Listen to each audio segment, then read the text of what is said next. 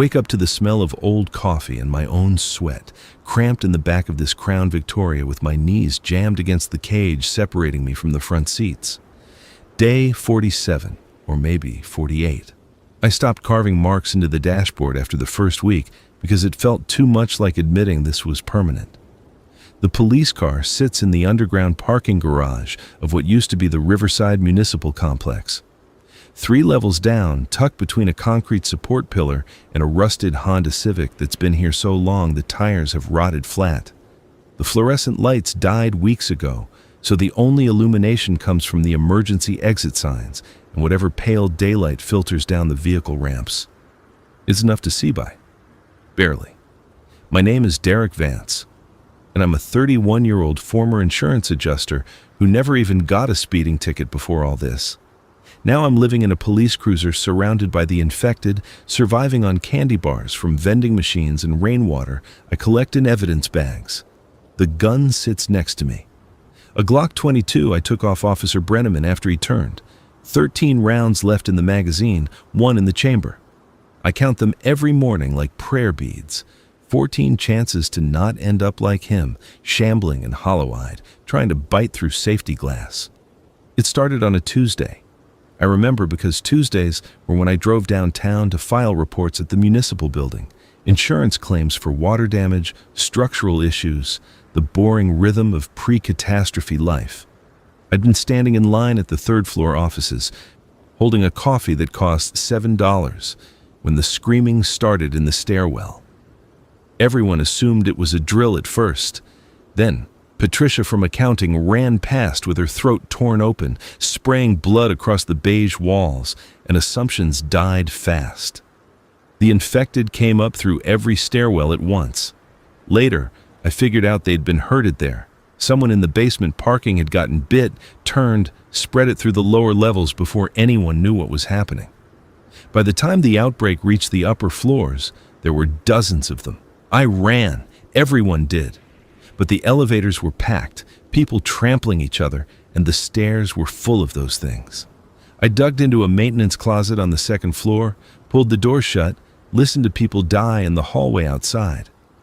Their screams went on for hours. Then they stopped screaming and started making other sounds, wet sounds, eating sounds. I stayed in that closet for 2 days, drinking from a utility sink, eating nothing. The sounds outside changed. Footsteps became shuffling, moans became constant. On the second night, I heard voices, actual human voices, and almost opened the door. Almost. Then, I heard the gunshots, the screaming, the terrible speed at which those voices got cut off. The infected could still run back then. They were faster than they are now, more aggressive. Whatever this disease is, it seems to degrade them over time, makes them slower, stupider. Small comfort when they're tearing someone apart, but it's kept me alive. When I finally crept out of that closet on day 3, the building was quiet. Bodies everywhere, most of them moving. I went down instead of up. Everyone else had run toward the roof, toward escape. I went toward the parking garage, toward the dark, toward a place people wouldn't think to look. That's where I found Officer Brenneman.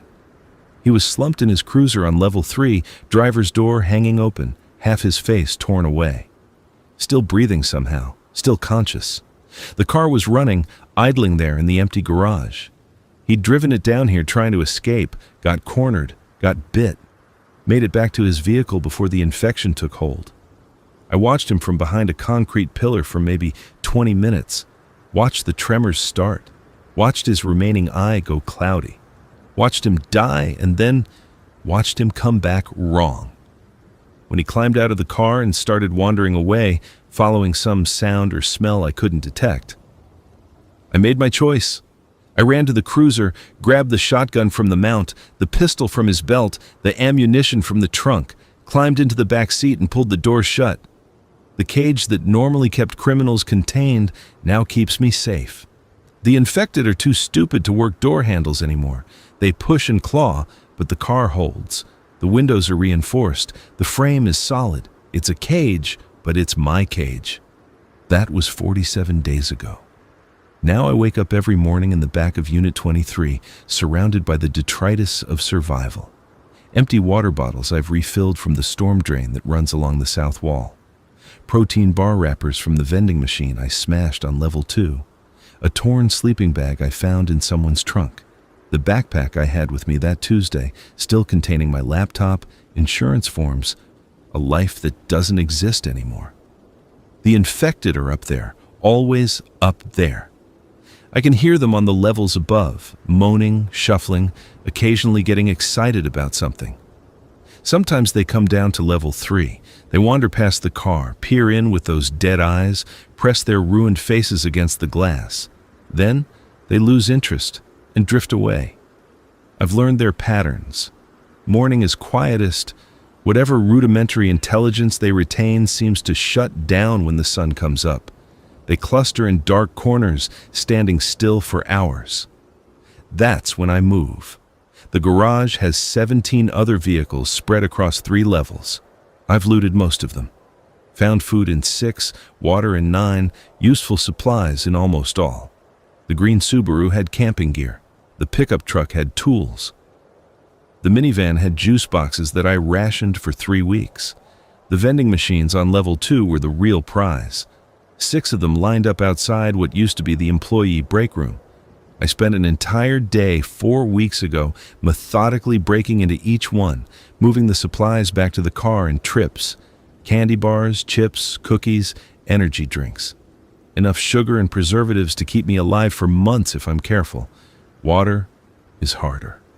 There's a storm drain on the south wall of level 3 that still has runoff flowing through it.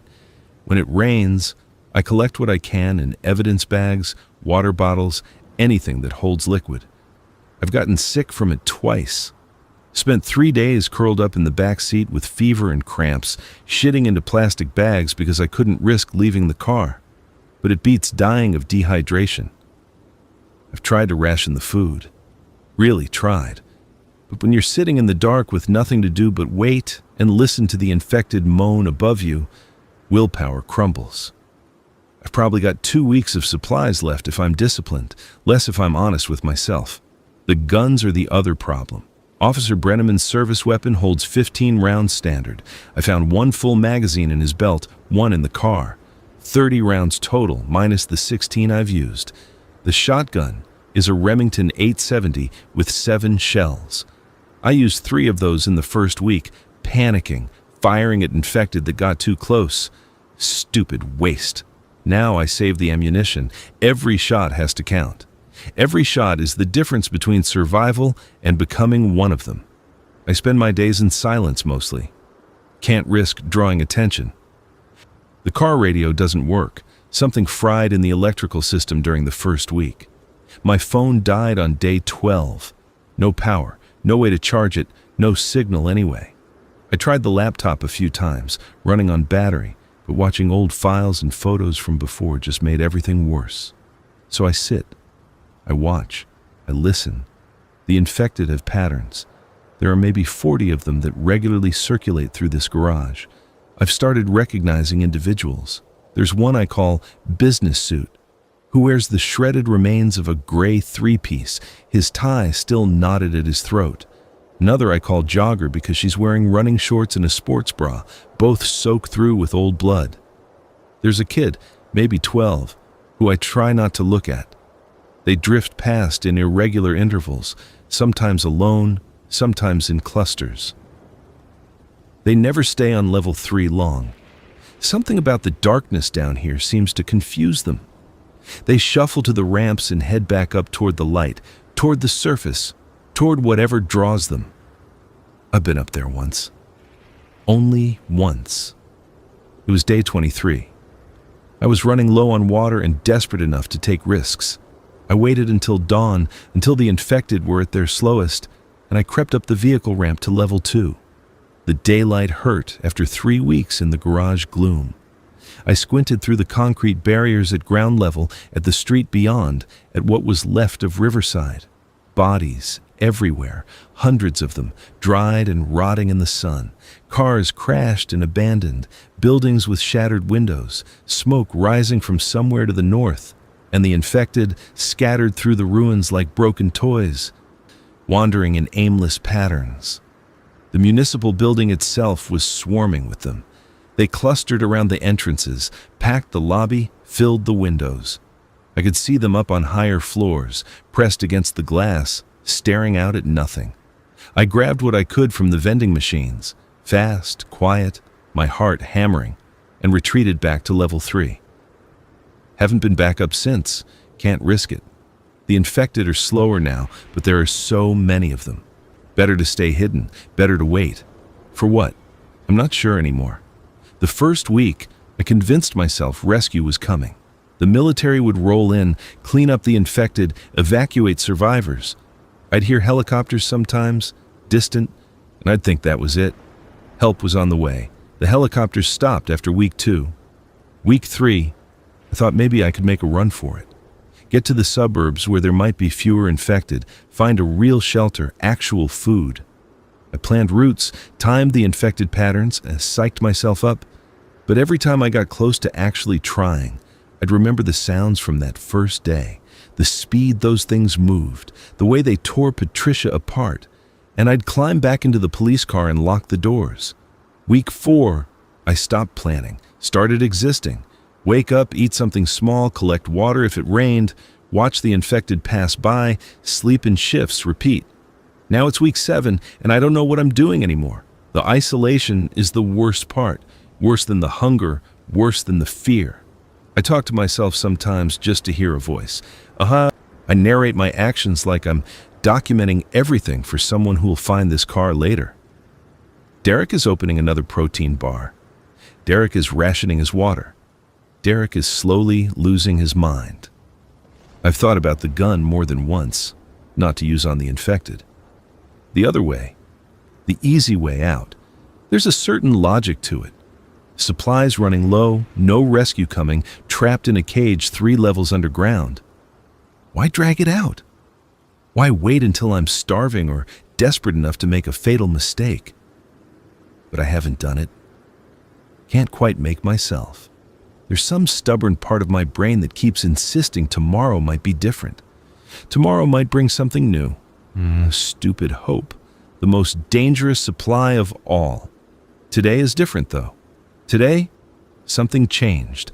I'm lying in the back seat, half asleep, when I hear the engine.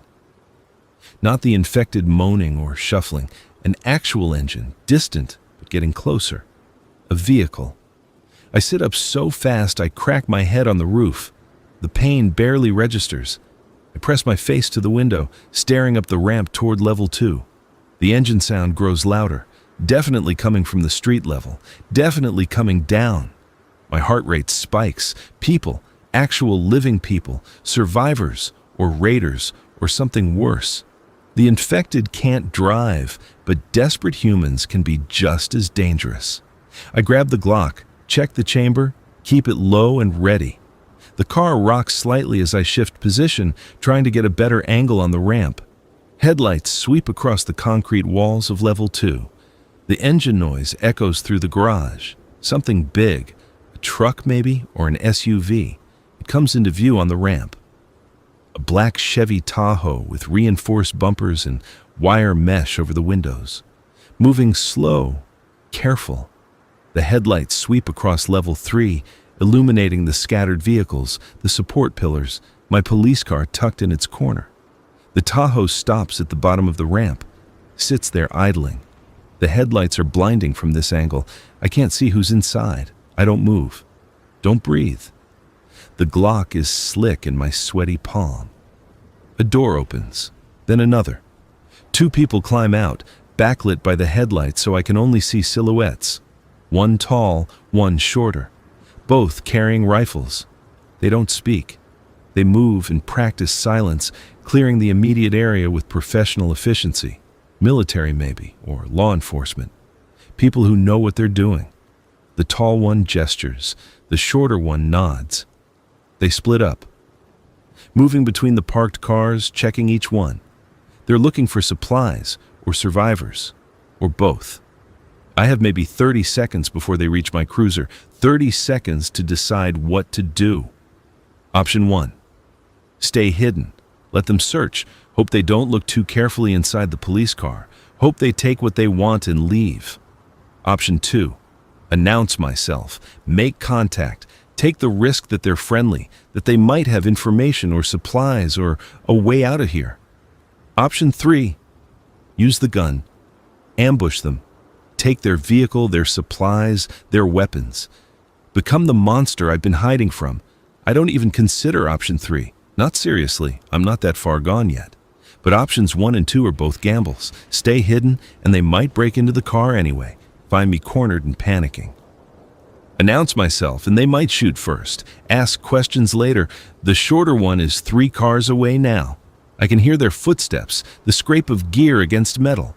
I make my choice. I set the Glock on the seat beside me, within reach but not in my hand. I take a breath. I knock on the inside of the window. The sound echoes through the garage.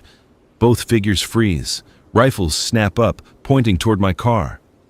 "Don't shoot," I call out, keeping my voice low.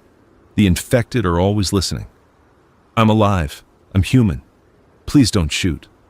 5 seconds of silence. Then the tall one says, "Come out." Slowly, hands where we can see them. A woman's voice. Calm, authoritative, the kind of voice used to being obeyed. "I'm in the back," I say. "It's a police cruiser. I'm behind the cage. I need to climb into the front to get out." "Do it." Slow. I maneuver through the gap between the cage and the front seats, harder than it sounds with stiff muscles and malnourishment. I get stuck halfway, my shirt caught on something, and have to wiggle free. Probably looks pathetic from outside. Finally, I get my hand on the driver's door handle. I pause. "I'm opening the door," I say. "I have a gun, but I'm not holding it. It's on the back seat. I'm not a threat." "Open it." I do. The door swings wide and I step out into the garage, hands raised, blinking in the glare of the Tahoe's headlights. The 2 figures resolve into actual people. The tall one is indeed a woman, maybe late 30s, with her dark hair pulled back in a tight ponytail. Military bearing, tactical vest, AR-15 held with comfortable familiarity. The shorter one is a man, younger, early 20s maybe, with a patchy beard and nervous eyes. He's gripping his rifle, looks like an M4, too tight. The woman looks me over, takes in my stained clothes, my gaunt frame, the beard I've grown in 7 weeks. Her expression doesn't change. "You alone?" she asks. "Yes." "How long?" "Since the beginning, 47 days. Her eyes flick to the cruiser, to the supplies visible through the windows, back to me. "You're living in a cop car. It's secure. The infected can't get in." Smart. She lowers her rifle slightly. Not all the way, but enough. "Anyone else in this garage?" "No, just infected upstairs. Maybe 40 of them that cycle through. They don't come down here much." The young guy speaks up. "Gina, we should clear the other levels. Make sure." "We don't have time, Felix." Gina's eyes stay on me. "What's your name?" "Derek Vance." "I'm Gina Torres. This is Felix Huang. We're with a group holed up in the warehouse district, about 3 miles west. We're on a supply run." Hope surges in my chest. A group, other survivors, a real shelter. "How many?" I ask. 19 as of this morning. 20 now if you want to come with us." "Yes." The word comes out too fast, too desperate. I clear my throat. "Yes, I want to come with you." Gina nods. "Grab your essentials. 2 minutes. We need to move before the noise attracts company." I scramble back to the cruiser, grabbing the Glock, the extra magazines, the shotgun shells, my backpack with the useless laptop, a water bottle, the sleeping bag. I'm moving on autopilot, hands shaking with adrenaline and relief. Felix is at the Tahoe, popping the rear hatch. "There's room back here," he calls. I shove my gear in next to cases of bottled water, canned goods, medical supplies. A successful run for them, looks like. "You find all this here?" I ask. "Pharmacy 2 blocks over," Gina says. She's scanning the ramps, the shadows, staying alert. "Had to clear out 6 infected, but the back room was untouched. Get in. You're riding in back with Felix." I climb into the rear seat. Felix gets in next to me. Gina takes the driver's position, starts the engine. The Tahoe rumbles to life, loud in the enclosed space. Too loud. From somewhere above, the moaning starts. The infected heard the engine. They're coming. Shit, Gina mutters. She throws the Tahoe into reverse, backing up to get a better angle on the exit ramp. The first infected appears at the top of the ramp from level 2. Business suit. His arms outstretched, mouth hanging open. He starts down toward us in that shuffling run they do. Hold on, Gina says. She guns it. The Tahoe lurches forward, tires squealing. Business suit is too slow. We blow past him, up the ramp, merging onto level 2. More of them here. At least a dozen drawn by the noise. Jogger is among them, and the kid, and others I don't recognize. They turn toward us as one, that terrible coordinated movement that isn't quite human anymore. Gina doesn't slow down. The Tahoe plows through them, bodies crunch against the reinforced bumper, bounce off the wire mesh over the windshield. One grabs onto the side mirror and gets dragged, fingers scrabbling at the window next to Felix's head.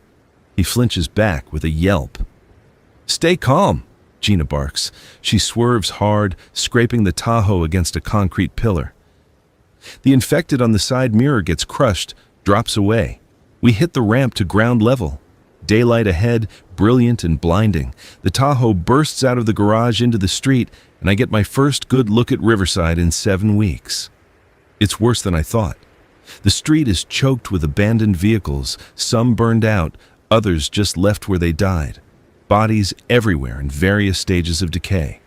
The infected wander through the wreckage in scattered groups, dozens of them visible in just this one block. Storefronts are smashed open. Trees are overgrown, breaking through pavement. Nature reclaiming the city fast. Smoke rises from somewhere to the east. A fire still burning after all this time, or a new one. Jesus, I whisper. Don't look, Felix says. Gets easier if you don't look. But I can't not look. This is my city. Was my city. The insurance office where I worked is visible 2 blocks north, its windows shattered, the sign hanging crooked. The coffee shop where I bought that $7 coffee on the last normal day is a burned shell. Gina navigates through the wreckage with practiced ease, weaving between cars, avoiding the largest clusters of infected. A few turn toward us, but we're moving too fast for them to pursue. They're slower than they used to be, I say. Yeah, Gina confirms. Whatever this is, it degrades them. First week they were fast, coordinated. Now they're barely functional. But there are a lot more of them. How many? In Riverside? Thousands, maybe tens of thousands. Hard to count. The number hits me like a physical blow. I'd been thinking hundreds. Thousands means the entire city. Everyone who didn't escape or hide or survive. All of them walking around, hunting for the few of us left. We pass through what used to be downtown. The municipal building looms on our right, and I can see them packed inside, pressed against every window, hundreds in that one structure alone. That's where it started, I say. In that building. Gina glances at it. We figured, highest concentration in the city. We avoid this area usually, but the pharmacy run was worth the risk. Where are we going exactly?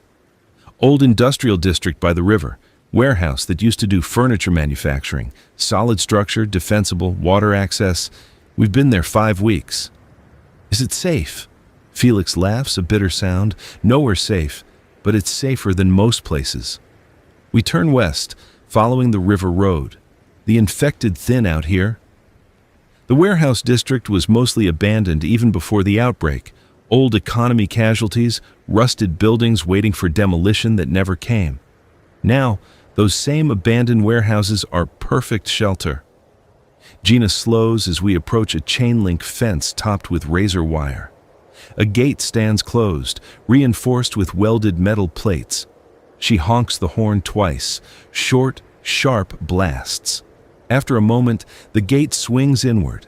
A man appears, 30s, heavily armed, waving us through.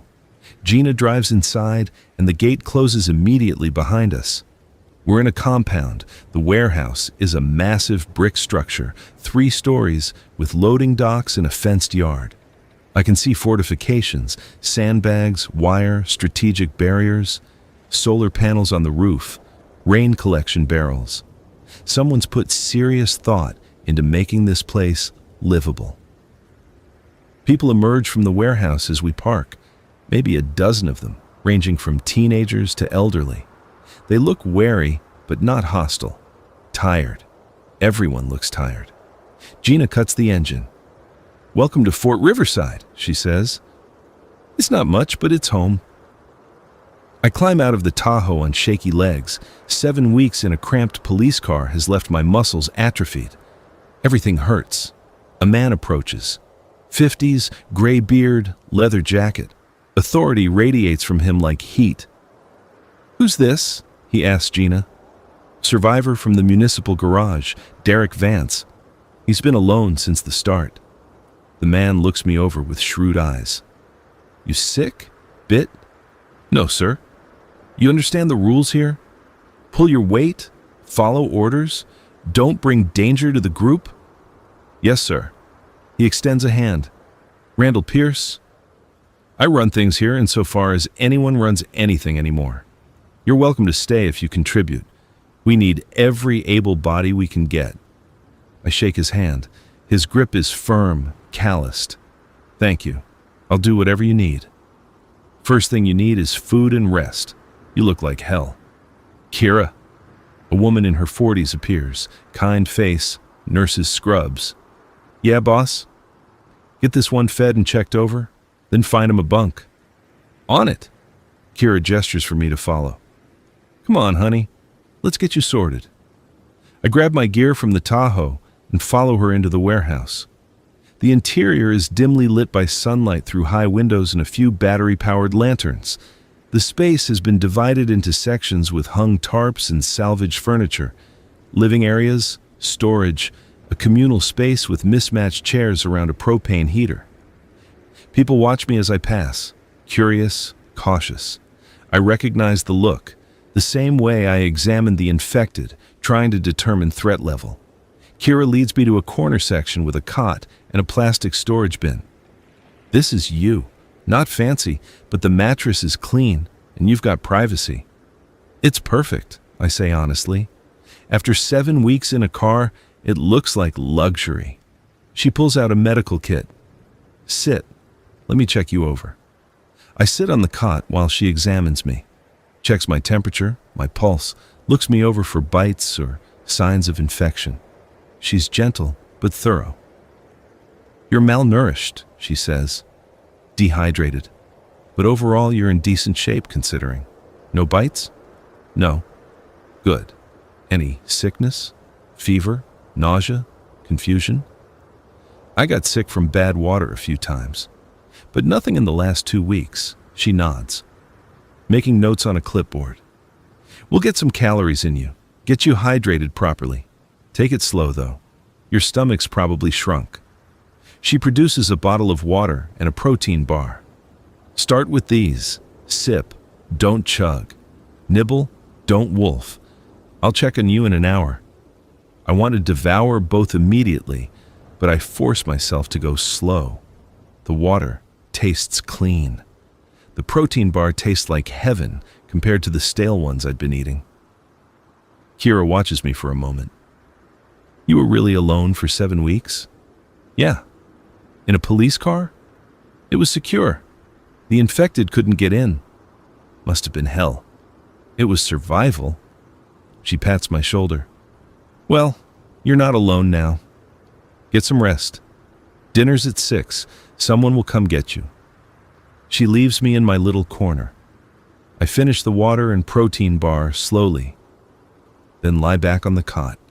The mattress is thin and lumpy. It's the most comfortable thing I've felt in 2 months. I close my eyes, expecting to pass out immediately, but sleep doesn't come. I'm too wired, too aware of people moving around me, too overwhelmed by the sudden change in circumstances. 7 weeks of isolation, broken in an instant. 7 weeks of being the only living human for blocks, suddenly replaced by voices, movement, community. It's wonderful and terrifying in equal measure. I drift eventually, falling into uneasy sleep filled with dreams of the garage, of business suit pressing his face against the window, of being trapped forever in the back of Unit 23. Someone shakes me awake. I jolt upright, reaching for the Glock before I remember where I am. "Easy," a voice says. Young guy, maybe 19, with thick glasses and a nervous smile. "Dinner time. I'm supposed to bring you to the common area." I check my watch. 6:15. I've been asleep for hours. "Thanks," I manage. My voice is hoarse. I follow him through the warehouse to the common area. About 15 people are gathered around the propane heater. Food is being distributed from a central pot. Looks like soup or stew. Randall Pierce sees me and waves me over. "Derek, come eat." I'm handed a bowl of thin vegetable soup with chunks of canned meat. It smells incredible.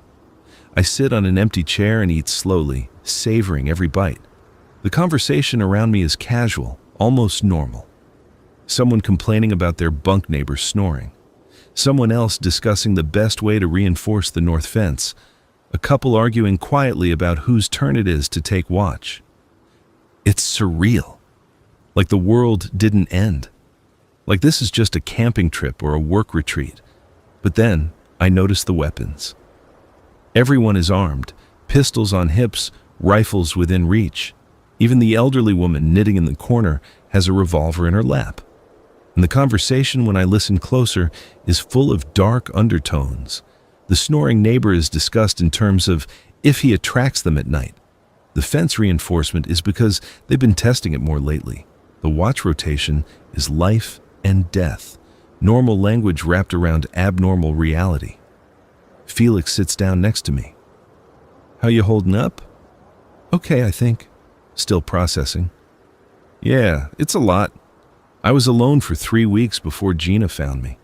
Took me days to adjust to being around people again." "Where were you hiding?" "Sporting goods store. Locked myself in the gun cage, had weapons but no food, and was about to starve when Gina's crew cleared the building. Lucky timing. Luck's all we got now." He takes a bite of soup. "Randall will probably put you on watch rotation tomorrow. Fair warning, it's boring as hell, but you can't zone out. They notice patterns, test for weaknesses." "The infected?" "Yeah. They're dumb but not completely mindless. They remember things, learn things. It's creepy. I think about the 40 infected in the municipal garage, their regular patterns, the way they seem to have territories and routes." "I noticed that too," I say. "In the garage. They had routines." "Exactly. Which means we have to stay unpredictable. Change guard patterns, vary our movements, never get complacent." Gina joins us, carrying her own bowl. "Stop scaring the new guy." "Felix." "I'm not scared," I say. "Just informed." She smiles slightly. "Good. Fear makes people stupid. Information keeps them alive." She sits across from us. "You did well today. Stayed calm, followed instructions. That matters here." "I just want to help. Pull my weight." "You will. We all do." She eats a spoonful of soup. "Randall will assign you tasks tomorrow. Probably start you on inventory or watch duty. Ease you in." "And what about supply runs? Can I help with those?" Gina and Felix exchange glances. "Eventually, maybe," Gina says. "Supply runs are dangerous. We only take experienced people. Give it time." I nod, trying not to feel dismissed. But she's right. I survived 7 weeks in a car.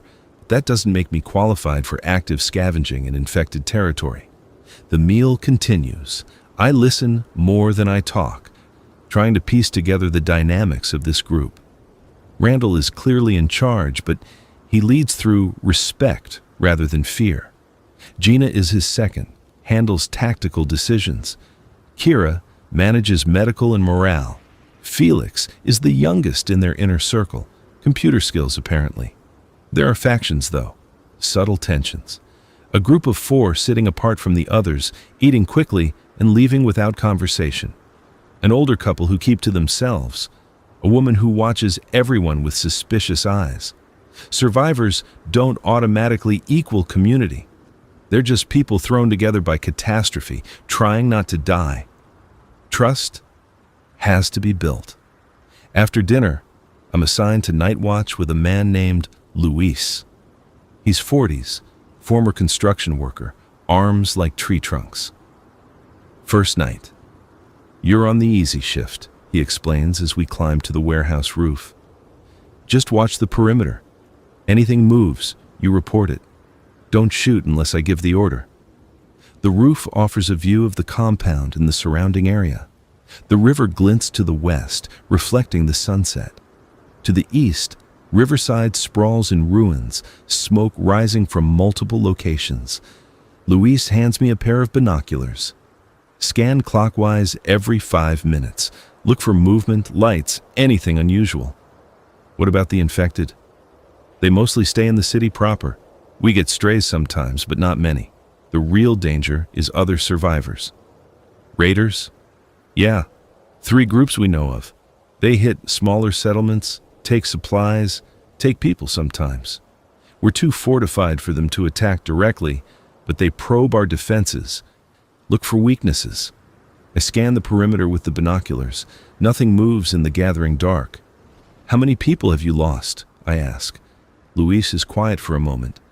Since we fortified here, 5. 2 to infected bites during supply runs. 1 to raiders, got caught outside the wire. 2 to sickness. And before? More than I can count. The first weeks were a slaughter. Most of us only survived because we got lucky. Right place, right time, right decision. I hid in a maintenance closet while people died in the hallway, I say. Is that luck or cowardice? It's survival. Don't second guess it. Everyone here has moments they're not proud of, things they did or didn't do. You let that eat you up, you won't last. We watch in silence as night falls completely. The city goes dark except for scattered fires.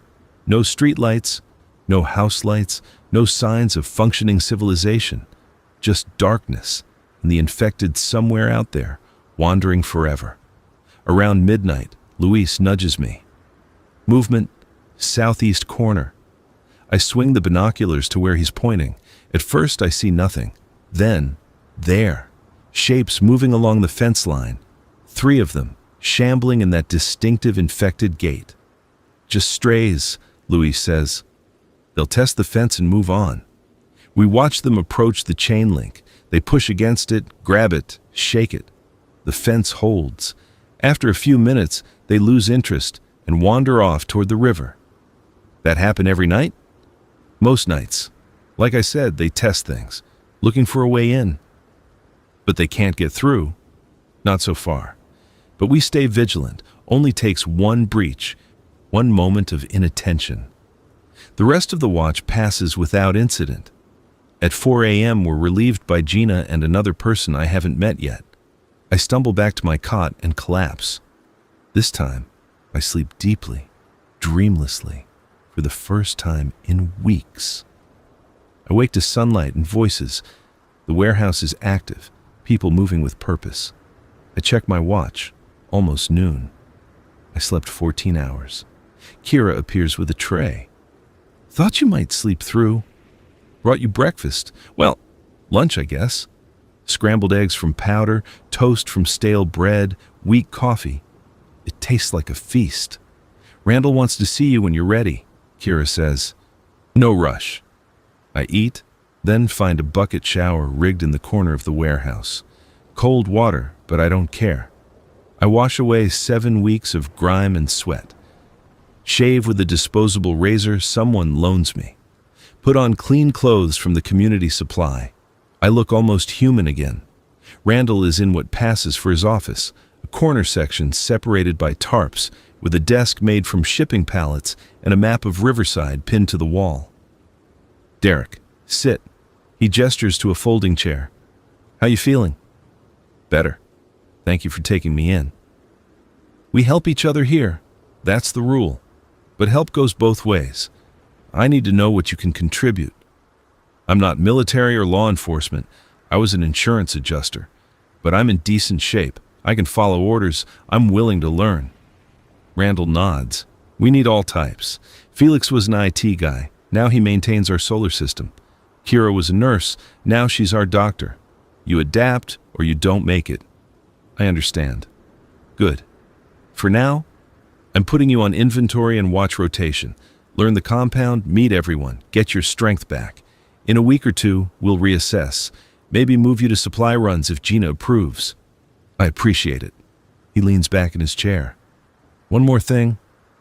You said you were in the municipal building when it started. You see how the outbreak began? Not exactly. I was on the 3rd floor when the screaming started. By the time I understood what was happening, they were everywhere. But it started in the lower levels? The garage? I think so. The infected came up through the stairwells. Randall marked something on his map. That tracks with other reports. Multiple outbreaks started in confined spaces, parking structures, subways, basements, like it was planned. Planned? Maybe. Or maybe the infection just spreads faster in enclosed areas. We don't know enough about it. Does anyone? He laughs bitterly. The government collapsed in the first week. If there are scientists somewhere studying this, they're not sharing information. We're on our own. I spend the afternoon on inventory duty with a woman named Teresa. We're cataloging supplies in the warehouse storage area: food, water, medical equipment, weapons, ammunition. We do this weekly, Teresa explains.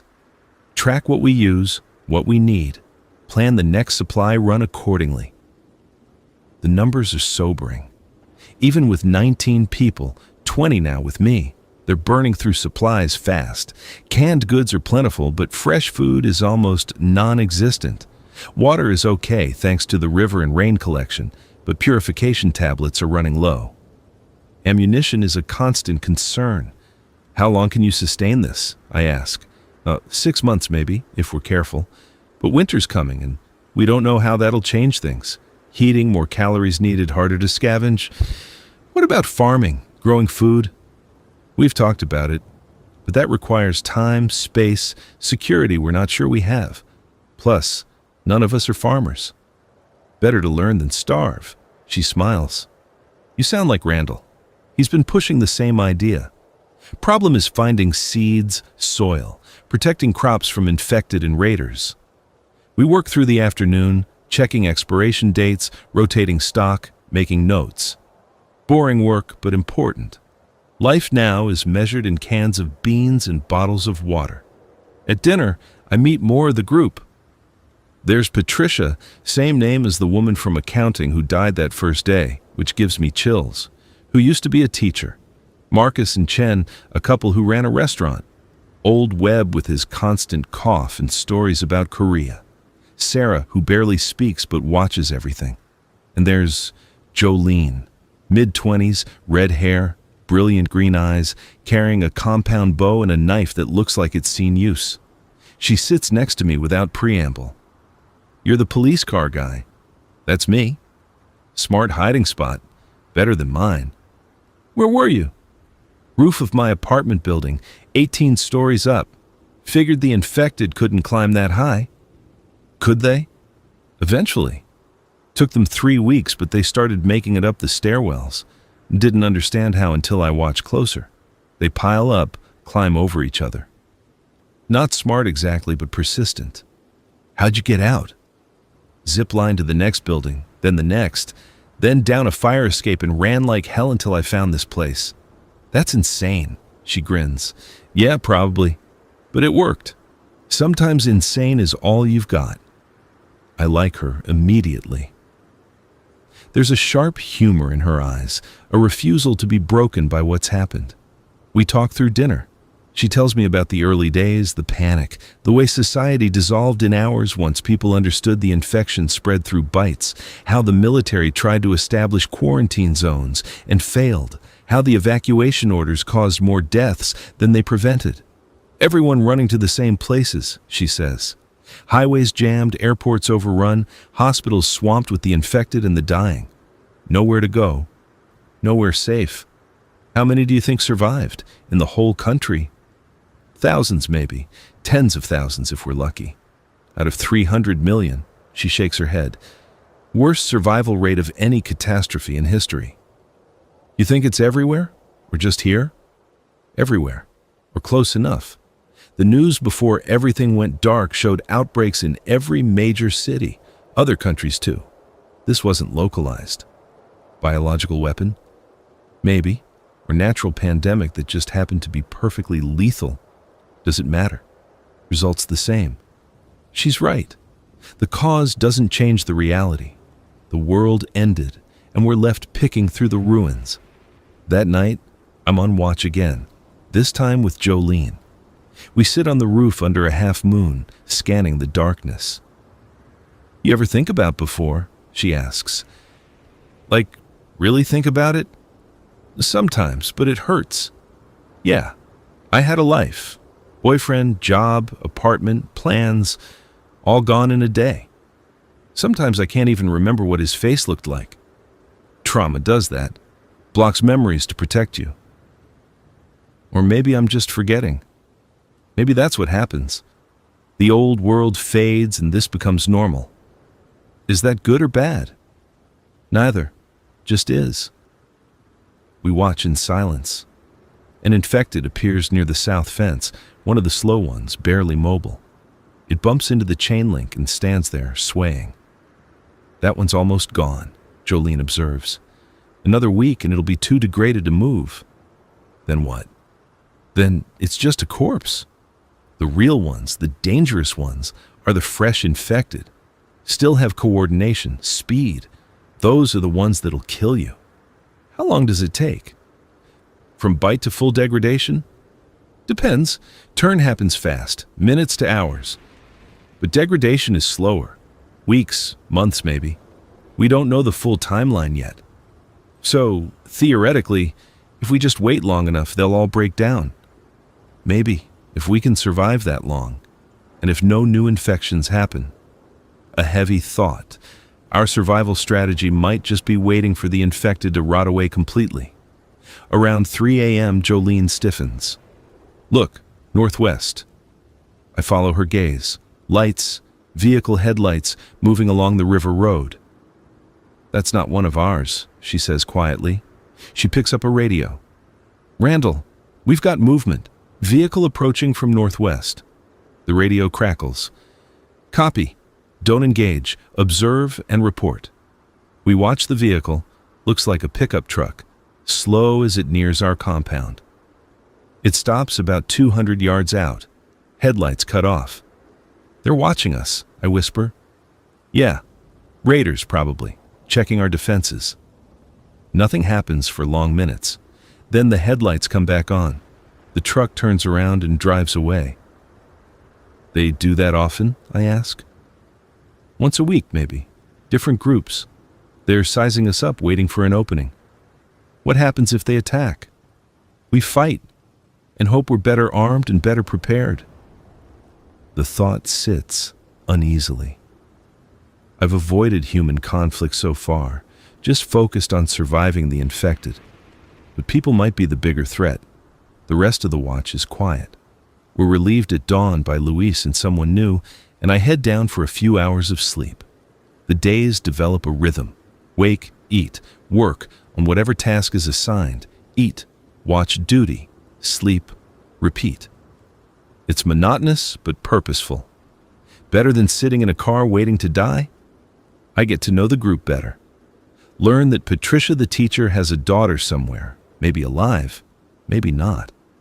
That Marcus and Chen lost their entire restaurant staff in the first days. That Webb's cough is getting worse and Kira is worried it might be pneumonia. Learn that the 4 people who sit apart are the Henderson family. Mother, father, 2 teenage sons. They keep to themselves because they tried to leave once, got caught by raiders, barely escaped. Now they trust no one. Learn that Sarah doesn't speak because she saw her children die. Watch the infected tear them apart. She hasn't said a word since. Everyone has trauma. Everyone has loss. The weight of it hangs over the warehouse like smoke. But there are good moments too. Someone finds a guitar and plays at night. Someone else tells jokes, terrible puns that somehow make everyone laugh. Teresa organizes a cooking night where we make a real meal from ingredients hoarded for special occasions. Small fragments of humanity in the ruins. I settle in. Start thinking of this as home instead of temporary shelter. Start planning in weeks instead of days. Then, week 3 at the compound. Everything changes again. It's early morning. I'm on inventory duty with Felix, checking ammunition stocks. We're in the storage area when we hear shouting outside. We run out to find Gina and her supply team returning. They're early, and they're carrying someone, a woman unconscious, blood soaked through her clothes. They rush her to the medical area, where Kira starts working immediately. "What happened?" Randall demands. Gina is breathing hard. "We hit the grocery store on Maple like planned, found her in the back room. She's been shot." "By who?" "Raiders, different group than we've seen before. They were already in the building, clearing it out. We barely got away." "They follow you?" "Don't think so. But they know about this area now. It's only a matter of time." Randall curses. "Injuries on our end?" "Minor cuts, nothing serious. But we lost half the supplies when we ran." I drift closer to the medical area. Kira is cutting away the woman's shirt, exposing a gunshot wound in her shoulder. It's bad, but not immediately fatal if treated right. The woman's eyes flutter open. She's youngish, maybe 30, dark skin, thin from malnutrition. "Please," she whispers. "My son. They have my son." Kira tries to calm her. "Easy. You're safe now." "We've got you." "No, please. The Raiders. They took my boy, 8 years old. They took him." The warehouse goes silent. Everyone listening. Randall steps forward. "What's your name?" "Vanessa. Vanessa Cole. Please, you have to help him. They'll kill him or worse." "Where did they take him?" "I don't know. We were hiding in the grocery store. They found us. I fought back and they shot me. When I came to, he was gone." Gina speaks up. "We didn't see a kid, just bodies in the front of the store. Dead infected." "How long ago?" Randall asks. "Maybe 2 hours." He exchanges looks with Gina. Trail's still warm. "Could be a trap," Gina warns. "They could be using the kid as bait, expecting someone to come after him." "Or they could actually have an 8-year-old prisoner," Jolene says from the crowd. "We just gonna leave him?" Randall runs his hand through his beard. "This is a tactical decision. We're not equipped for a rescue op against unknown hostiles." "So, we do nothing?" Jolene's voice is sharp. "Let a kid die?" "I didn't say that." "What are you saying then?" "I'm saying we think before we act. Get information, plan, not run off on emotion." Vanessa grabs his arm with bloody fingers.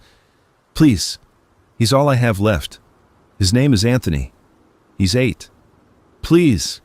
The warehouse erupts in argument. Some people agreeing with Randall that it's too risky. Others siding with Jolene that they can't abandon a child. The Henderson family arguing this proves they should leave, find somewhere safer. Felix suggesting they scout first, get eyes on the situation before deciding. I stand there listening, feeling useless. I've been here 3 weeks. I don't have standing to weigh in on major decisions. But then, I think about the kid, 8 years old, in the hands of raiders who shot his mother. "I'll go," I say. Everyone looks at me. "I'll go," I repeat. "I can scout. See if we can find where they took him. Get information without committing to a fight." "You're not trained for recon," Gina says. "No. But I survived 7 weeks alone. I know how to move quiet, stay hidden, and I'm expendable. If something happens to me, the group loses its newest, least experienced member. Not a critical asset." Randall studies me. "You understand what you're volunteering for? You could get killed, or bit, or captured." "I understand, but we need information to make a good decision. Let me get it." He looks at Gina. She shrugs. He's not wrong. We need intel. "And if he's willing?" "Fine," Randall says. "But not alone. Jolene goes with you. She's got tracking experience." Jolene grins. Hell yes. You leave in 30 minutes. Light gear, weapons, radio. Scout only. Do not engage. Find the kid if you can. Mark the location, report back. Clear? Clear, Jolene and I say together. The next 30 minutes pass in a blur. Gina outfits us with light tactical vests, radios, water. I take the Glock and extra magazines. Jolene has her compound bow and a pistol. Felix gives us a handheld GPS device. Grocery stores here, he shows us on a map. And based on what Gina described, the raiders came from the east. There's an old strip mall that direction, abandoned mechanic's garage, residential area. Good places to hold up. We'll check them systematically, Jolene says. Stay in radio contact. Kira pulls me aside. You don't have to do this. I know. So why? Because hiding in that police car for 7 weeks, I made a promise to myself. If I ever got the chance to help someone, actually make a difference, I'd take it. This is that chance. She squeezes my shoulder. Be careful. Come back. Gina drives us in the Tahoe to within a half-mile of the grocery store. Then we proceed on foot. The streets are eerily quiet. A few infected wandering in the distance, but none close. The grocery store is a gutted shell. Shelves toppled, products scattered, windows smashed. Bodies of infected that were cleared out lie in heaps near the entrance. This is recent, Jolene whispers, examining the bodies. Still fresh. We move inside carefully. The store smells like rot and copper. Blood trails lead deeper inside. We follow them to the back room where Gina's team found Vanessa. More blood here. Shell casings from the gunfight, signs of struggle. Jolene kneels, studying the floor. 3, maybe 4 hostiles. Heavy boots. 1 set smaller. Could be the kid being dragged. You can tell that from footprints. Grew up hunting with my dad. You learn to track. We exit through the back door into an alley. The footprints continue east, just like Felix predicted.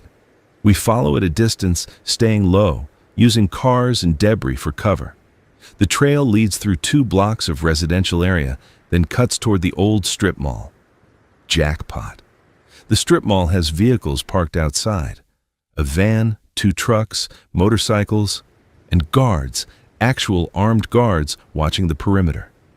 Raiders, Jolene breathes. At least a dozen that I can see. We hunker behind a dumpster, watching. The guards are casual but alert. They've got rifles, shotguns, pistols, professional equipment. Radio it in, I say. Jolene keys her radio. Gina, we've got eyes on the strip mall east of the grocery. Multiple hostiles, heavily armed. Maybe 15 to 20 total. Gina's voice crackles back. Copy. Do you see the kid? Negative. Going to try and get closer. Negative. Fall back. That's an order. Jolene looks at me. I shake my head. We came this far. Let's at least confirm he's there before we leave. Randall's going to be pissed. Probably. We circle the strip mall, staying in cover. The back has loading docks, most closed. But one is open, and I can hear voices inside. We creep closer, press against the wall. Listen. Worth the trouble? Male voice, gruff. Woman fought back, made it personal. Different voice, younger. Still, kid's just dead weight. We should dump him. Boss said keep him. Leverage maybe, or trade. Someone might pay. My blood runs cold. They're talking about Anthony like cargo. Jolene puts her hand on my arm, warning. But I lean around the corner, just enough to see inside. The loading dock opens into a storage area. Boxes, supplies, weapons stacked everywhere. And in the corner, tied to a support beam, is a small figure. The kid has to be. Brown hair, small frame, head down. I pull back. He's there, I whisper to Jolene. Tied up in the back corner. Can we get to him? Not without alerting everyone. There's too many of them. So what do we do? Before I can answer, someone shouts behind us. Hey! Who the hell are you? We spin. One of the guards must have been making rounds, stands 15 feet away with his rifle coming up. Run! Jolene yells. We sprint. The guard fires. The shot goes wide, but now everyone knows we're here. Shouts erupt from the strip mall. More gunfire. Bullets whip past us as we dodge between abandoned cars. Jolene is faster than me. She gets ahead, turns, fires her pistol back at our pursuers. Keep moving! I risk a glance back. 4 raiders chasing us, maybe more coming. We're outgunned and outnumbered. This way! Jolene ducks into an alley. I follow. We vault a fence, cut through a yard overgrown with weeds, emerge on a parallel street. The pursuit continues. They're not giving up. And they're coordinated, trying to cut us off. We round a corner and run straight into infected. 5 of them. Fresh ones, fast. They turn toward us, mouths opening. Shit! Jolene skids to a stop. We're trapped between raiders behind and infected ahead. I make a split-second decision. Through them! We charge the infected. I fire the Glock, dropping 1. Jolene puts an arrow through another's eye. The remaining 3 swarm us. I duck under grasping hands, pistol whip 1 across the face. Jolene's knife flashes, cutting throats. We break through and keep running as the raiders behind us crash into the same infected. Gunfire and screams. The raiders are dealing with the infected now, buying us time. We run 3 more blocks before stopping, gasping for air. That was insane, Jolene pants. Did it work? We're alive, aren't we? I check behind us. No pursuit. The raiders must have gotten bogged down or decided we weren't worth chasing. Jolene radios in. Gina, we're clear. Heading back. What the hell happened? We heard gunfire. Got spotted. Had to run, but we confirmed the kid is there. He's alive. Silence on the radio. Then Randall's voice. Get back here now! The trip back is tense. Every shadow could be raiders. Every sound could be infected. But we make it to the rendezvous point where Gina picks us up. She drives without speaking, jaw tight. When we get back to the compound, Randall is waiting. My office, both of you. We follow him into his corner area. He rounds on us. I said scout and report, not engage. We got spotted, I say. We didn't have a choice. You had a choice, follow orders or improvise. You chose wrong. But we confirmed the kid is there, Jolene argues. That's what you needed to know. At what cost? Now they know someone's watching them. They'll be on alert. Any rescue attempt just got 10 times harder. So, we're doing a rescue? I ask. Randall glares at me. I haven't decided. What I've decided is, you two don't go off book again. Understood? Understood, Jolene mutters. Derek? Yes, sir. Understood. Good. Now get out. I need to think. We leave the office. Jolene pulls me aside. Don't let him get to you. He's pissed, but he'll come around. Will he actually try to rescue Anthony? I don't know. Randall's practical. He weighs risk versus reward. A kid's life versus potentially losing people in a fight? That's not an easy call. It should be. In the old world, yeah. But we're not in the old world anymore. That night, I can't sleep. I keep thinking about Anthony, 8 years old, tied up in that storage room. Scared, alone, wondering if anyone's coming for him. I think about the closet I hid in on day 1, the sounds of people dying outside, how no one came for them. Around 2 a.m. I make a decision. I get up, gear up quietly, grab weapons. Jolene intercepts me at the door. Where you going? To get the kid. Alone? That's suicide. Maybe, but I can't sit here doing nothing. She studies me for a long moment. Then, she grabs her bow. Okay, I'm coming. Jolene, shut up, you're not doing this alone. We slip out through a side door, avoid the guards on watch. It's easy. I've been learning the patrol patterns. We take one of the old motorcycles parked in the back, quieter than the Tahoe, more maneuverable. Jolene drives. I hold on as we speed through the dark streets toward the strip mall. We need a plan, she says over the engine noise. Create a distraction on one side, sneak in the other, get the kid, get out. That's not a plan. That's a wish list. You got better ideas? Not really. We park the bike a block away and approach on foot. The strip mall is quieter at night. Fewer guards visible. Lights on in only some sections. They're sleeping, Jolene observes. Skeleton crew on watch. That works for us. We circle to the north side. I spot a propane tank, the kind used for outdoor grills. I shoot it with the Glock. The explosion is massive, way bigger than I expected. It tears through the front of the strip mall, sending debris flying. Flames shoot up. Holy shit, Jolene breathes. The raiders pour out, shouting, trying to fight the fire. We use the chaos to slip in the back, through the loading dock we'd seen before. The storage area is less guarded now. One guy, half asleep. Jolene puts an arrow through his throat before he can shout. Anthony is still tied to the support beam. His eyes go wide when he sees us. Shh, I whisper, cutting his bonds. We're here to help. Your mom sent us. Mom? His voice is hoarse. She's safe. Come on. We get him up. He's weak, dehydrated, but he can walk. We start toward the exit. Then someone shouts, "They're in here!" 4 raiders in the doorway, guns up. Jolene and I return fire. Drop 2, wound a 3rd. The 4th ducks into cover. Go! Jolene yells. She provides covering fire while I drag Anthony toward a side door. More raiders are coming. The whole place is swarming now. We're not going to shoot our way out. I spot a truck in the loading area. Keys in the ignition. There! We pile in. I start the engine, throw it in reverse, smash through the garage door. Bullets punch through the windshield. I floor it, weaving through the parking lot. Jolene is in the back with Anthony, firing out the rear window. The bike we came on is gone, probably destroyed in the explosion. The truck is our only way out.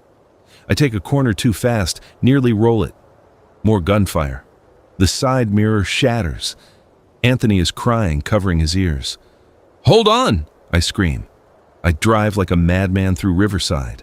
The raiders pursue in 2 vehicles. We play a deadly game of cat and mouse through the ruins. Jolene keeps firing, taking out their tires when she can, but we're running low on ammunition. Then, I see them ahead, infected. A huge cluster, maybe 50 of them, drawn by the noise, blocking the street. Brace! I plow into them. Bodies crunch under the truck. The windshield caves in. Anthony screams. We burst through the other side, covered in gore. The raiders aren't so lucky. They hit the infected cluster at full speed and get mobbed. I see them in the rear view, trying to shoot their way out, getting overwhelmed. We don't stop until we're back at the compound. The gate opens and we roar inside. I kill the engine and slump over the wheels, shaking. Randall storms out. What the hell did you... Then he sees Anthony. The boy is wrapped in Jolene's arms, sobbing. Covered in blood, but alive. Randall's expression shifts. Is he bit?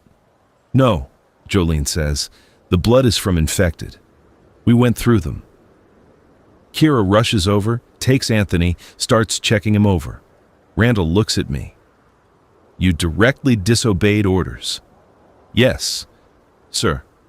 Could have gotten yourself killed. Gotten Jolene killed. Yes, sir. Probably started a war with those raiders. Probably. He stares at me for a long moment. Then he starts laughing. Deep, genuine laughter. You're either the bravest or dumbest son of a bitch I've ever met. Little of both, sir. He claps my shoulder. Get cleaned up. We'll debrief in the morning. Kira confirms Anthony isn't bit, just scared and dehydrated. She takes him to the medical area where Vanessa is recovering. The reunion between mother and son makes everyone cry.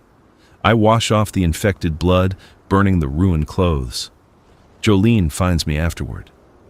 Hell of a first mission, she says. Was it worth it? We might have endangered everyone here. Kid's alive. His mom's alive. Yeah, it was worth it. Even if the raiders come for revenge, then we fight. That's what we do now. We fight for the people who matter. I want to believe her.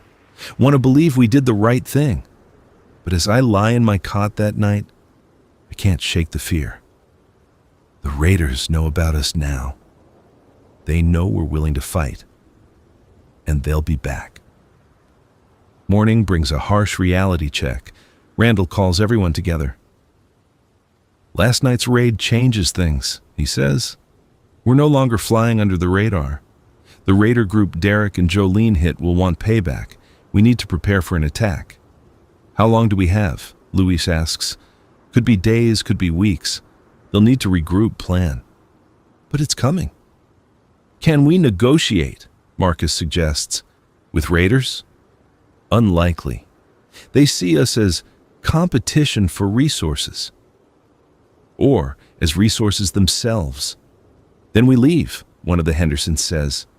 Find somewhere else. And go where? Everywhere has the same problems. At least here we're fortified. The debate rages. Some want to stay and fight, others want to relocate. A few suggest trying to make peace with the raiders. Eventually, Randall makes the call. We stay. We strengthen our defenses, and we prepare for the worst. The next week is frantic activity.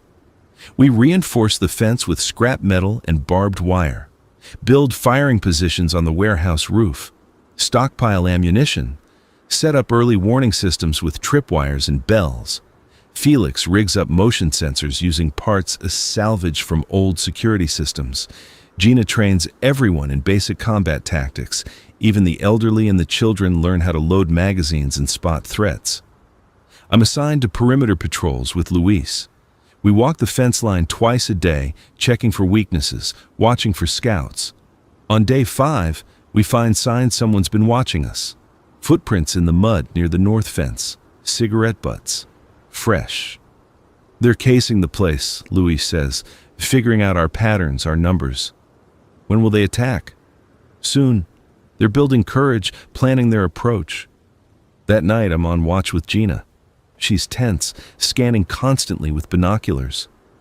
You regret it? She asks. Going after the kid? No, but I regret putting everyone in danger. Danger was always here. You just made it immediate instead of theoretical. That's not comforting. It's not meant to be. But Derek, what you did took guts. Stupid guts, but guts. And that kid is alive because of it. Don't second guess that. Around 3 a.m., the motion sensors go off. South side. Contact, Gina radios. South fence, everyone up. The compound erupts into controlled chaos. People grab weapons, move to assigned positions. I run to the south wall with my Glock. Nothing visible yet. Just darkness and the sensor alarm wailing. Then, I see them. Shadows moving beyond the fence. Too coordinated to be infected. Raiders, someone shouts. Gunfire erupts. Muzzle flashes in the dark. Bullets slam into the warehouse walls, the sandbags, the fence. We return fire. The night lights up with tracer rounds and explosions. I aim at a shadow, squeeze off 2 shots. It drops. Can't tell if I hit them or if they took cover. The attack is fierce but disorganized. They're testing us, probing defenses. After 10 minutes, they pull back. Hold fire, Randall orders. Conserve ammunition. We wait in tense silence. The compound is shot up but standing. No breaches in the fence. Casualty report, Randall calls. Kira moves through, checking everyone. Webb took a round in the leg, not critical. Few minor cuts from shrapnel. We got lucky. They'll be back, Gina says. That was just a probe. She's right. Over the next 3 days, the raiders hit us 5 more times. Different approaches, different tactics, trying to find our weak point. We hold them off each time, but the cost is mounting. Ammunition running low, people exhausted from constant alert. Webb's leg getting infected despite Kira's efforts. On the 4th day, during a lull, Randall makes an announcement. We can't sustain this. They're bleeding us dry. We need to take the fight to them. You mean attack their base? Felix asks. Exactly. Hit them where they live, destroy their supplies, kill their leadership, end the threat. That's suicide, Patricia says. Maybe. Or maybe it's our only chance. They expect us to defend, not strike back. How many do we send? Gina asks. Small team, fast and lethal. 10 people max. I'm in, I say immediately. Jolene raises her hand. Me too. Others volunteer.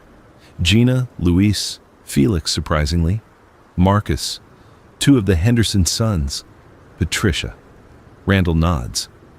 We leave tomorrow night. Hit them at dawn when they're least alert. Make it hurt. The next day is spent in preparation.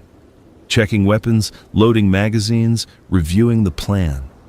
Felix has been mapping the strip mall using drone footage. He rigged up a small quadcopter with a camera. We know the layout, the guard positions, the weak points. The plan is brutal in its simplicity. Explosives at key structural points, sniper fire to pin them down, then sweep through and eliminate anyone who fights back. Kira pulls me aside before we leave. You don't have to do this. You're still new, still learning. I started this when I rescued Anthony. I should finish it. Just come back alive, okay? We've lost enough people. I'll do my best. That evening, our strike team loads into 2 vehicles, the Tahoe and a pickup we've armored with scrap metal. We drive through the dark toward the strip mall, lights off, moving slow. We park a block away and advance on foot. Felix has given us each a radio and an earpiece. Gina coordinates. Team 1, north entrance. Team 2, south. Team 3, you're on overwatch with the sniper rifle. Everyone clear? Confirmations all around. I'm on Team 2 with Jolene and Marcus. We creep to the south side, carrying bags of explosives Felix made from fertilizer and fuel. The strip mall is quiet. Few lights. Most of the raiders are sleeping after their latest attack on our compound. We plant the charges at structural supports along load-bearing walls. I'm shaking as I set the timer. 5 minutes. Enough time to get clear. Charges set, I whisper into the radio. Copy, Gina responds. Team 1 set. Team 3, you in position? Affirmative. I have eyes on the main entrance. On my mark.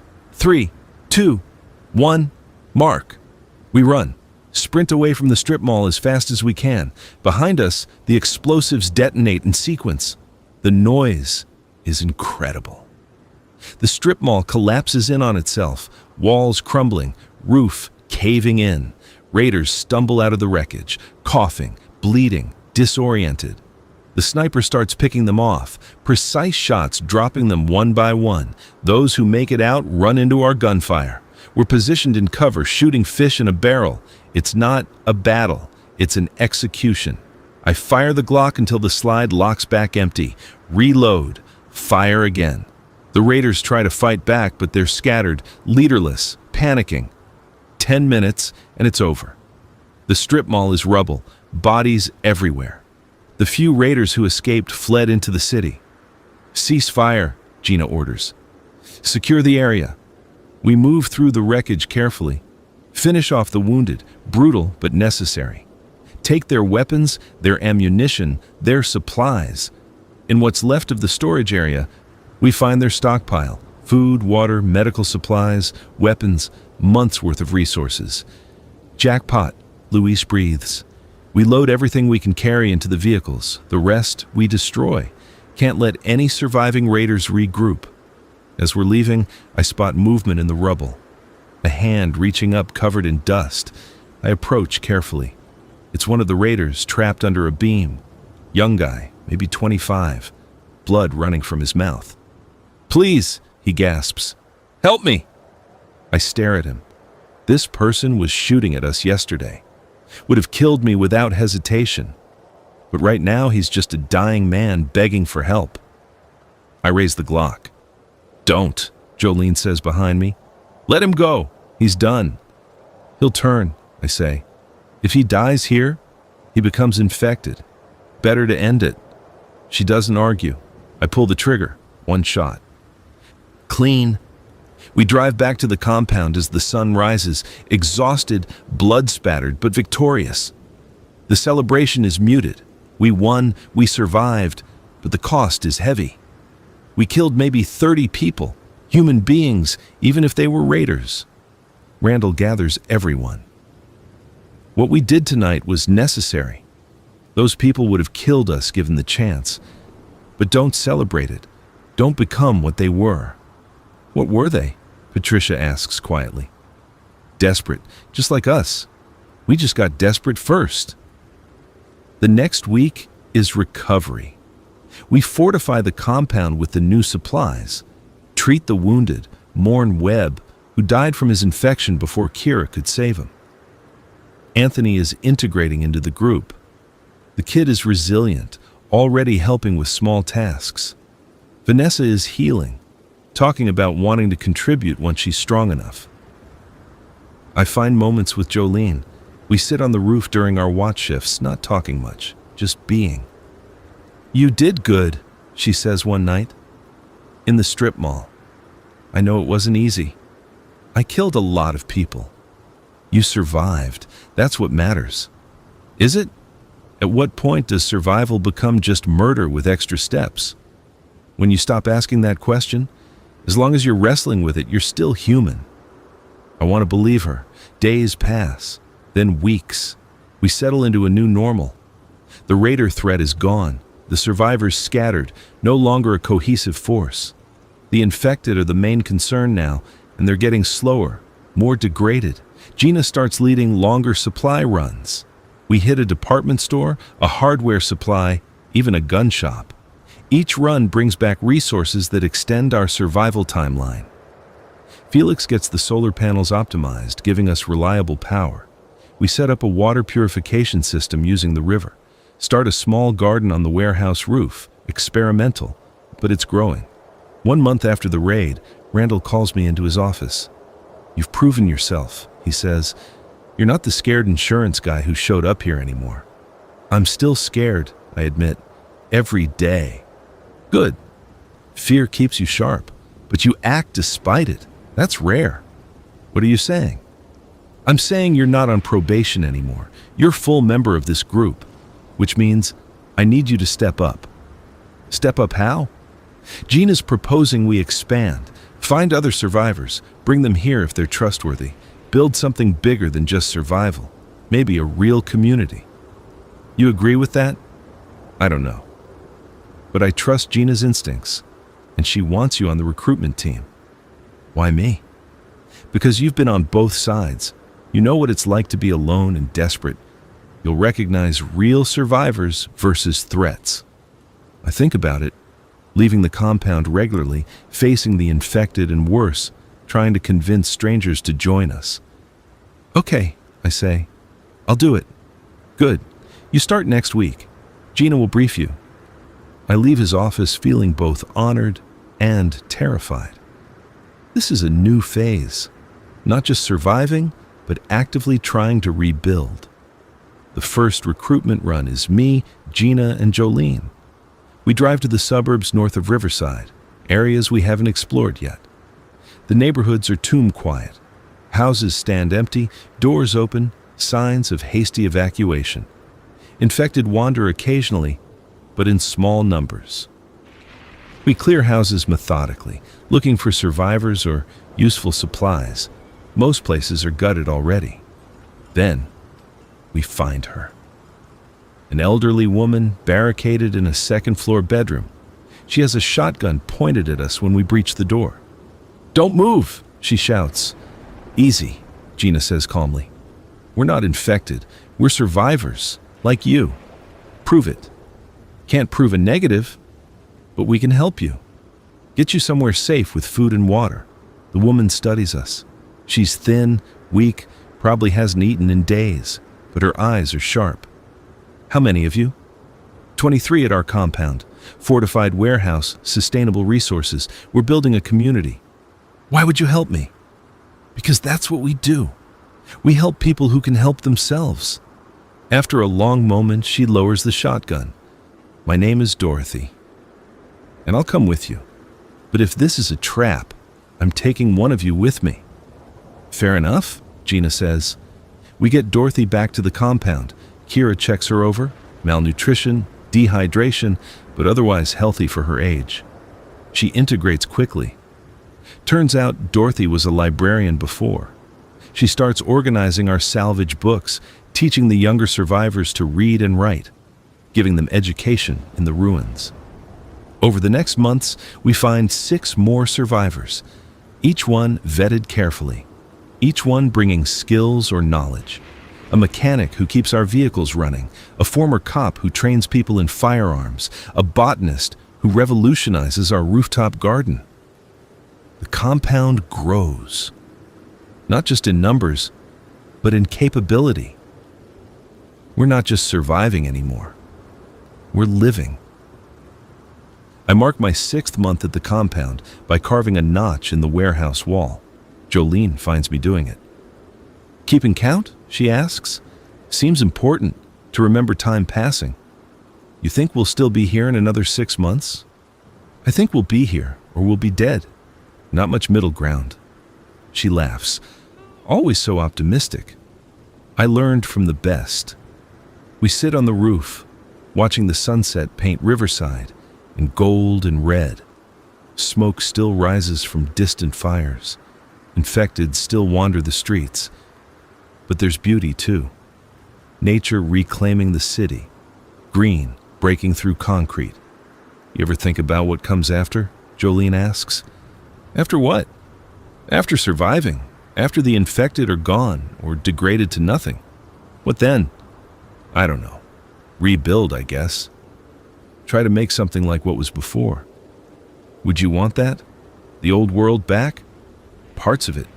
The parts where kids didn't get kidnapped by raiders and people didn't turn into monsters.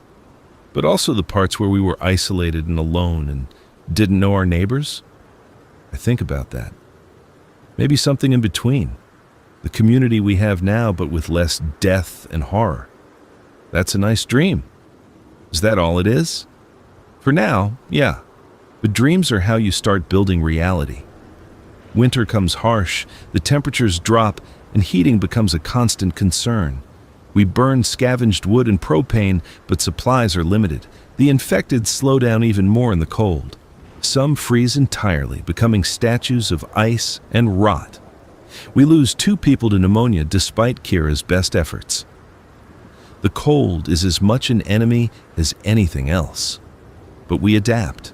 We insulate the warehouse with salvaged materials. We share body heat, bundle together during the worst nights.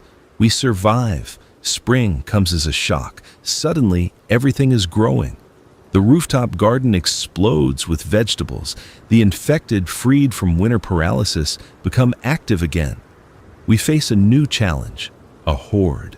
Not the scattered individuals we're used to, but a coordinated mass of infected moving through Riverside. Hundreds of them, maybe thousands, following some unknown pattern or instinct.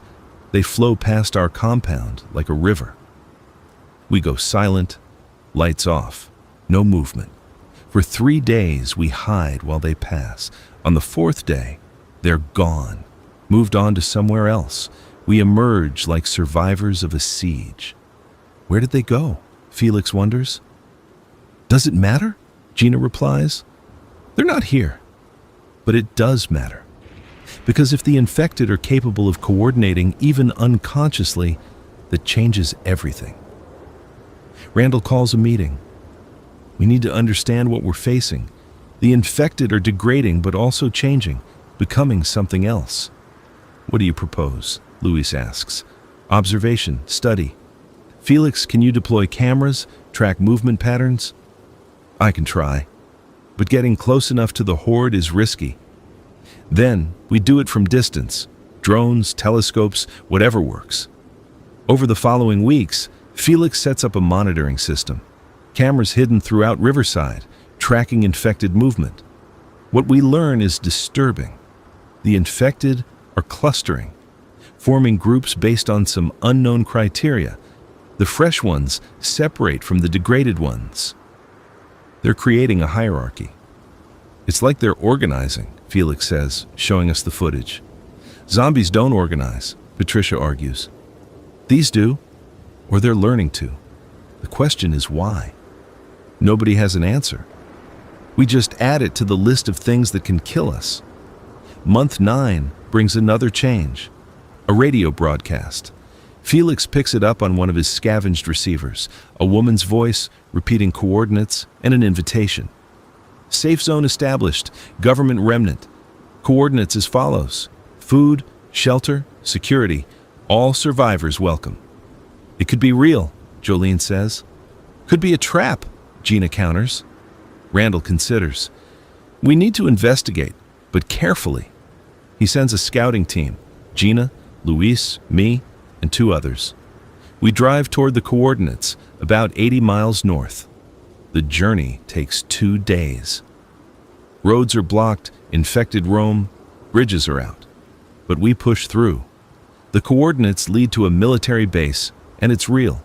Walls, guards, actual living people, hundreds of them. We're stopped at the gate by soldiers, actual military personnel, armed and organized. State your business, the guard says. We heard the broadcast.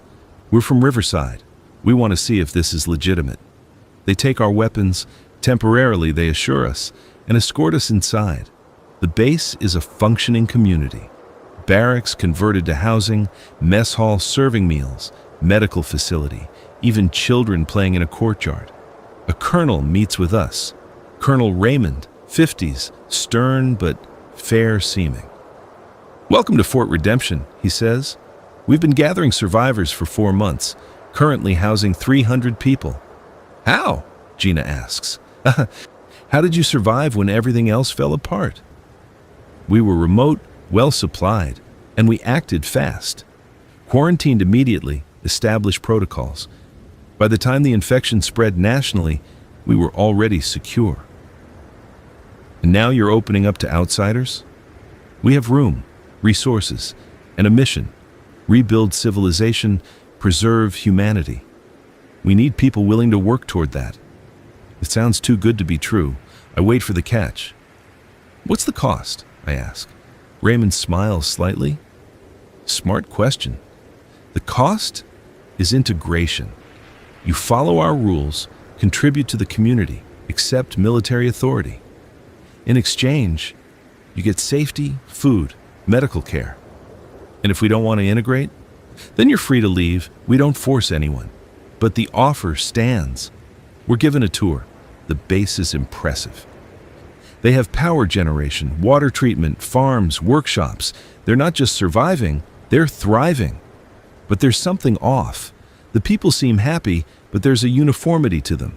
Everyone dresses similarly, speaks carefully, avoids certain topics. I pull Gina aside. This feels wrong. Yeah, too organized, too perfect. You think it's a cult? Or worse, military dictatorship maybe, hard to tell. We complete the tour and tell Raymond we need to discuss with our group before deciding. Of course, he says. Take your time. The offer remains open. We drive back to Riverside. The whole way we debate what we saw. It could be our best chance, Luis argues. Real security, real resources. At the cost of our freedom, Gina counters. I don't trust it. Do we have to trust it? One of the others asks. Can't we just use them?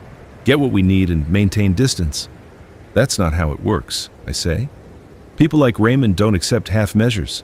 You're in or you're out. We return and report to Randall. He listens carefully. My instinct is to refuse, he says.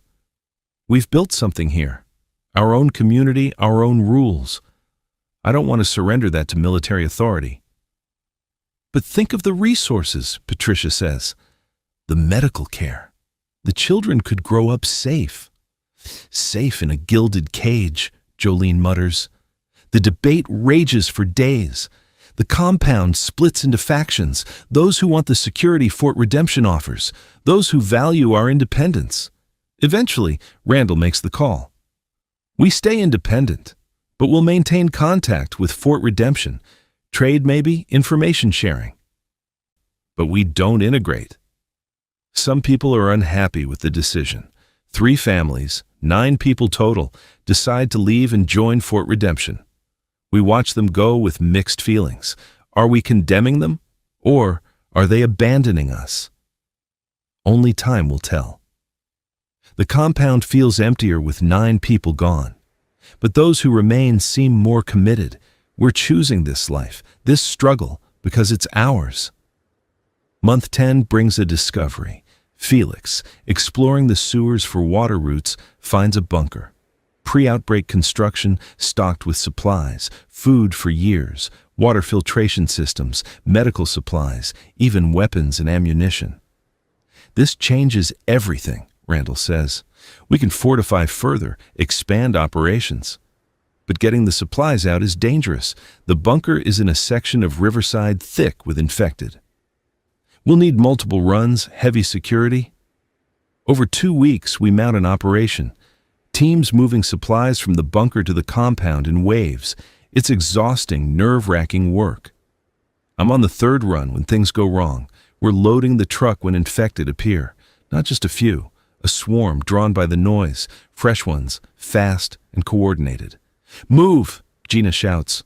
We pile into the truck, but they're on us before we can drive. Hands pounding on the doors, fingers scrabbling at windows. Luis guns the engine. We plow through them, but more keep coming. It's like they're appearing from everywhere. "There's too many!" Felix yells. One breaks through the passenger window. Jolene puts an arrow through its eye, but 2 more push through. I empty the Glock into them.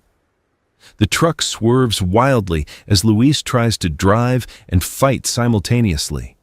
We break free of the main swarm, but one infected is clinging to the roof.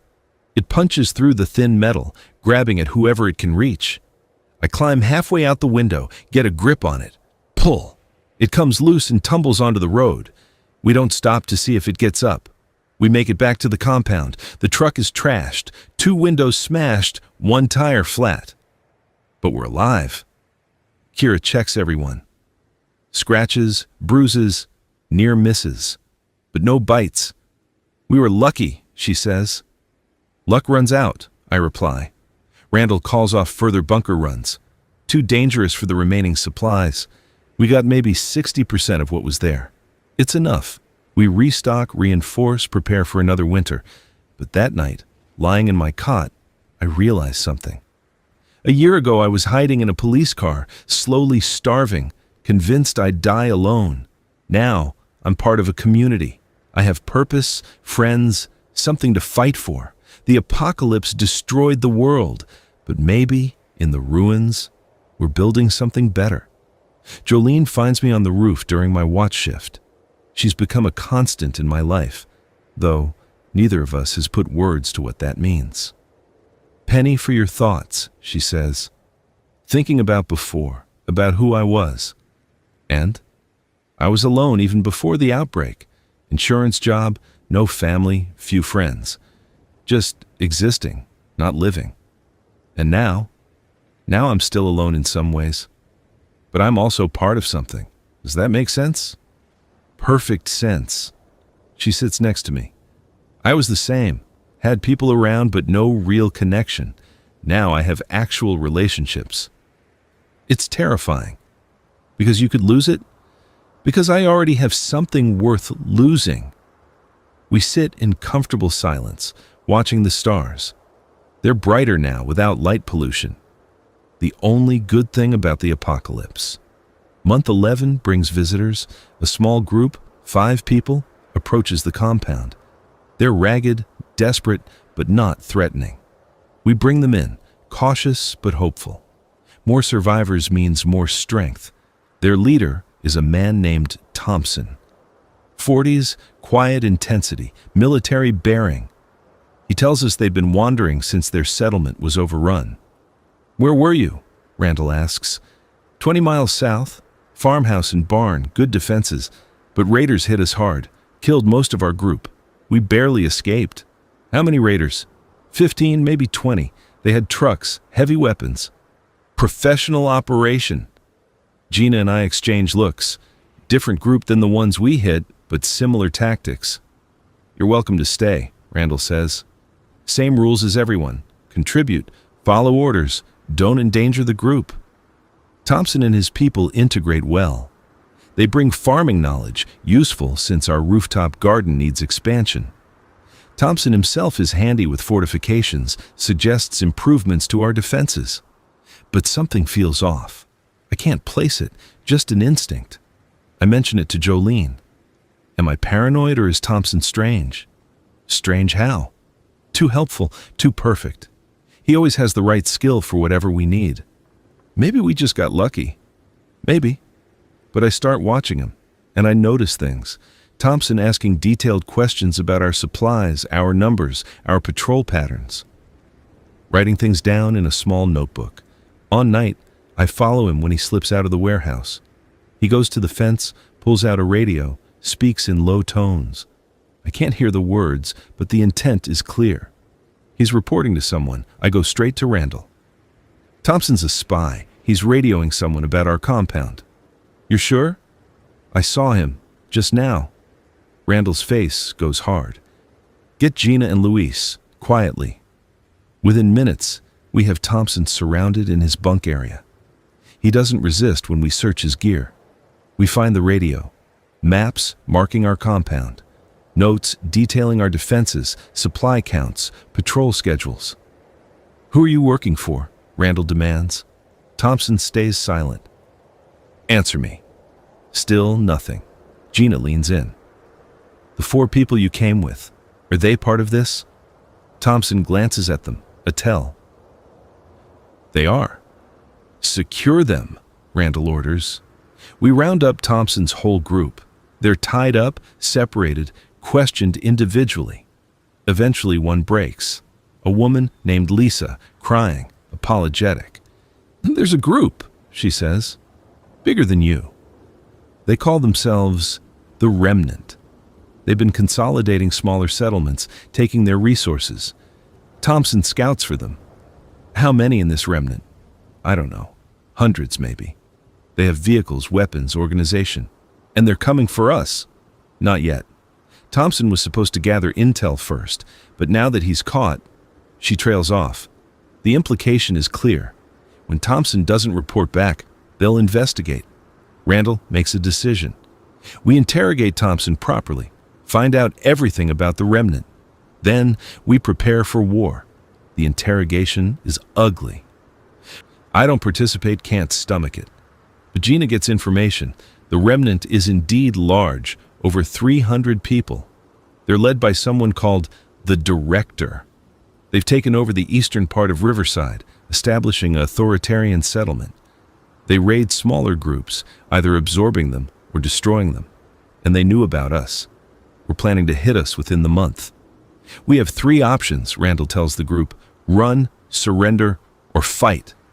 Where would we run to? Patricia asks. Fort Redemption, maybe? Or scatter into the wilderness? I'm not running, Jolene says. This is our home. Surrender isn't an option, Gina adds. The remnant doesn't negotiate. They conquer. Then we fight, Luis says. Make them bleed for every inch. The vote is unanimous. We fight. The next 2 weeks are preparation. We send scouts to map the remnant's territory. Felix drones capture images of their fortifications. They've taken over several city blocks, turned them into a fortress. We count at least 200 fighters, heavily armed. Against our 26 people, including children and elderly, the math is brutal. We can't win a straight fight, Gina says during strategy session. We need advantages, surprise, terrain, tactics. Guerrilla warfare, I suggest. Hit and run. Bleed them over time instead of direct confrontation. That could work. Make them commit resources chasing us, wear them down. We plan raids, target their supply lines, their patrols, make them paranoid and reactive. The first raid is me, Jolene, Felix, and 2 others. We hit a remnant supply convoy on the outskirts, 3 trucks carrying food and ammunition. We use IEDs Felix made, planted along their route. The first truck hits one and explodes. The convoy stops. We open fire from concealment. It's over in 2 minutes. We kill 6 remnant fighters, wound several more, burn the trucks. Then we vanish before reinforcements arrive. The second raid targets a patrol. We ambush them in a choke point, use Molotov cocktails and gunfire. 4 dead, 2 wounded. We take their weapons and disappear. The remnant responds with aggression. They send teams looking for us, but we know Riverside better. We use the sewers, abandoned buildings, rooftops. Stay 1 step ahead. After a week of raids, we've killed maybe 20 remnant fighters and destroyed significant supplies. But we've also lost one person, caught during retreat and executed. The remnant leaves his body in the street with a sign. This is what happens to terrorists. It hardens our resolve. Randall plans a major strike. We hit their headquarters, decapitate the leadership. Without the director, the remnant might collapse. That's a suicide mission, Gina says. Maybe. But if we keep doing small raids, they'll eventually find our compound. Better to go big, end this. How do we even get close? Their headquarters is fortified. We don't get close. Felix, can you make a drone carry explosives? Felix thinks. Yeah, a bigger drone, controlled remotely. Could deliver maybe 10 pounds of payload. 10 pounds of C4 in the right place could bring down a building. The plan crystallizes. We'll use the drone to bomb the remnant headquarters during a gathering. Intel suggests the director holds council every 3 days. 3 days later, we're in position. Me, Jolene, Felix, Gina, Luis, hidden on a rooftop with sight lines to the remnant HQ. Felix launches the drone. It's loud but flies high enough to avoid immediate notice. Approaching target, Felix murmurs. Wait for my mark. The drone hovers over the building. Through binoculars, I can see guards on the roof looking up, confused. They see it, I say. Doesn't matter. 3, 2, 1, mark. The drone drops its payload and veers away. The explosion is massive, tearing through the building's roof. Fire and debris shoot skyward. Chaos erupts. Remnant fighters pour out of the building, some on fire, some wounded, all panicking. Go, Gina says. We don't stick around to watch. We're moving before the smoke clears, racing through the city toward home. Behind us, Riverside burns. We make it back to the compound. Wait for retaliation. It comes the next day, a full assault. The remnant throws everything at us. Trucks, fighters, explosives, they're done with subtlety. We meet them with prepared defenses, firing positions, mines, overlapping fields of fire. The fight is brutal. I'm on the roof with a rifle, picking targets. The Glock ran dry long ago. I'm firing, reloading, firing again. My shoulder aches from recoil. Below, remnant fighters breach the outer fence. Luis and others meet them with close-range fire. Bodies pile up on both sides. A rocket hits the warehouse wall, blowing a hole. Smoke and dust everywhere. I can't see, can't breathe. Fall back, Randall shouts.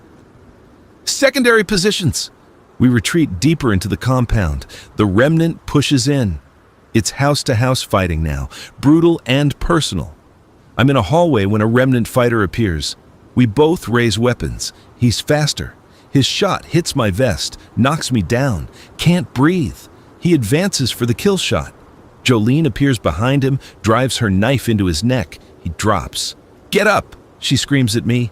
I struggle to my feet. The vest held, but my ribs are screaming.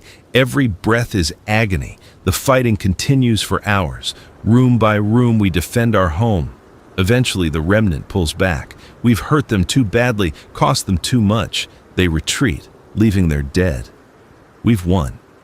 Barely. The cost is staggering. 11 dead from our group. Almost everyone else wounded. The warehouse is shot to pieces, burning in places. But we're alive, and the remnant is broken. Kira moves through the wounded, triaging. I help where I can, though my ribs make every movement torture. Jolene finds me in the chaos. She's covered in blood, some hers, most not. We did it, she says. We survived. Same thing. Is it? I don't know anymore. In the aftermath, refugees arrive, remnant soldiers who desert, civilians who fled the fighting. They tell us the director died in the drone strike. The remnant is fragmenting, different factions fighting for control. We've broken them, but we've broken ourselves too. Randall calls a meeting of the survivors. We can't stay here. The warehouse is too damaged. We need to relocate. Where? Someone asks. Fort Redemption is still an option, or we find somewhere new. Build again. I'm not going to Fort Redemption, Jolene says. I'm not trading one dictator for another. Then where? Patricia demands. We're wounded, low on supplies, exhausted. Where do we go? Silence. Nobody has an answer. Then, Dorothy speaks up, the elderly librarian who joined us months ago. North, she says. Before the outbreak, I heard about a place, a community in the mountains. Self-sufficient, isolated. It might still be there. That's a long shot, Gina says. Everything's a long shot now. But it's hope, and that's worth chasing. We vote. The decision is unanimous. We pack what we can carry, destroy what we can't, and abandon the compound that's been home for nearly a year. The journey north is hard. We travel in a convoy, 3 vehicles carrying 23 people. The children ride inside. The adults walk or ride exposed. We encounter infected daily. Small groups, easily avoided or handled. The degradation is nearly complete. Most infected now are shambling husks, barely mobile. But we also encounter other survivors, some friendly, some not. We trade information and supplies when we can, fight when we have to. One settlement tries to rob us. We drive through their ambush, guns blazing, leave 2 of their people dead. It's becoming routine, the violence. I hate how easy it's getting. After 2 weeks of travel, we reach the mountains. The air is cleaner here, colder. Fewer infected, the altitude or cold kept them away. We find the community Dorothy mentioned. It's real, a cluster of cabins around a central lodge, surrounded by forest. Maybe 40 people living there, farming, hunting, surviving. They're cautious, but welcoming. Their leader, a woman named Rachel, listens to our story. You can stay, she says finally. We have room, but you work for your keep, no freeloaders. That's all we want, Randall says, a chance to rebuild. We integrate slowly. The mountain community is different from what we built. Less militarized, more communal. It takes adjustment. I'm assigned to hunting parties. Turns out the skills I learned in Riverside, moving quietly, reading environments, staying alert, translate well to tracking deer. Jolene joins the farming crew. She's good with her hands, learns quickly. We see each other at meals and in the evenings, usually too tired to talk much. Month 13, a full year since the outbreak, we gather for a memorial. Names of the dead are read aloud. There are so many. When they read Webb's name, I cry. I barely knew the man, but his loss feels huge. Every loss does now. To the fallen, Rachel says, may we honor them by surviving, by building something worth their sacrifice. To the fallen, we echo. That night, Jolene and I sit by the fire outside our cabin. We've been sharing space, practical more than romantic, though the line is blurring. You think we'll make it? She asks. Long term? I think we'll die eventually. Everyone does. But maybe we'll live first. That's dark. It's honest. She leans against me. I'm glad you were in that police car. Glad Gina found you. Me too. We sit in silence, watching the stars. The same stars that shone over Riverside, over the compound, over all the places and people we've lost. But we're still here, still breathing, still fighting. The apocalypse didn't end the world. It changed it. Made it smaller, harder, more brutal, but also more honest. More immediate. Every day is a choice now. Survive or surrender.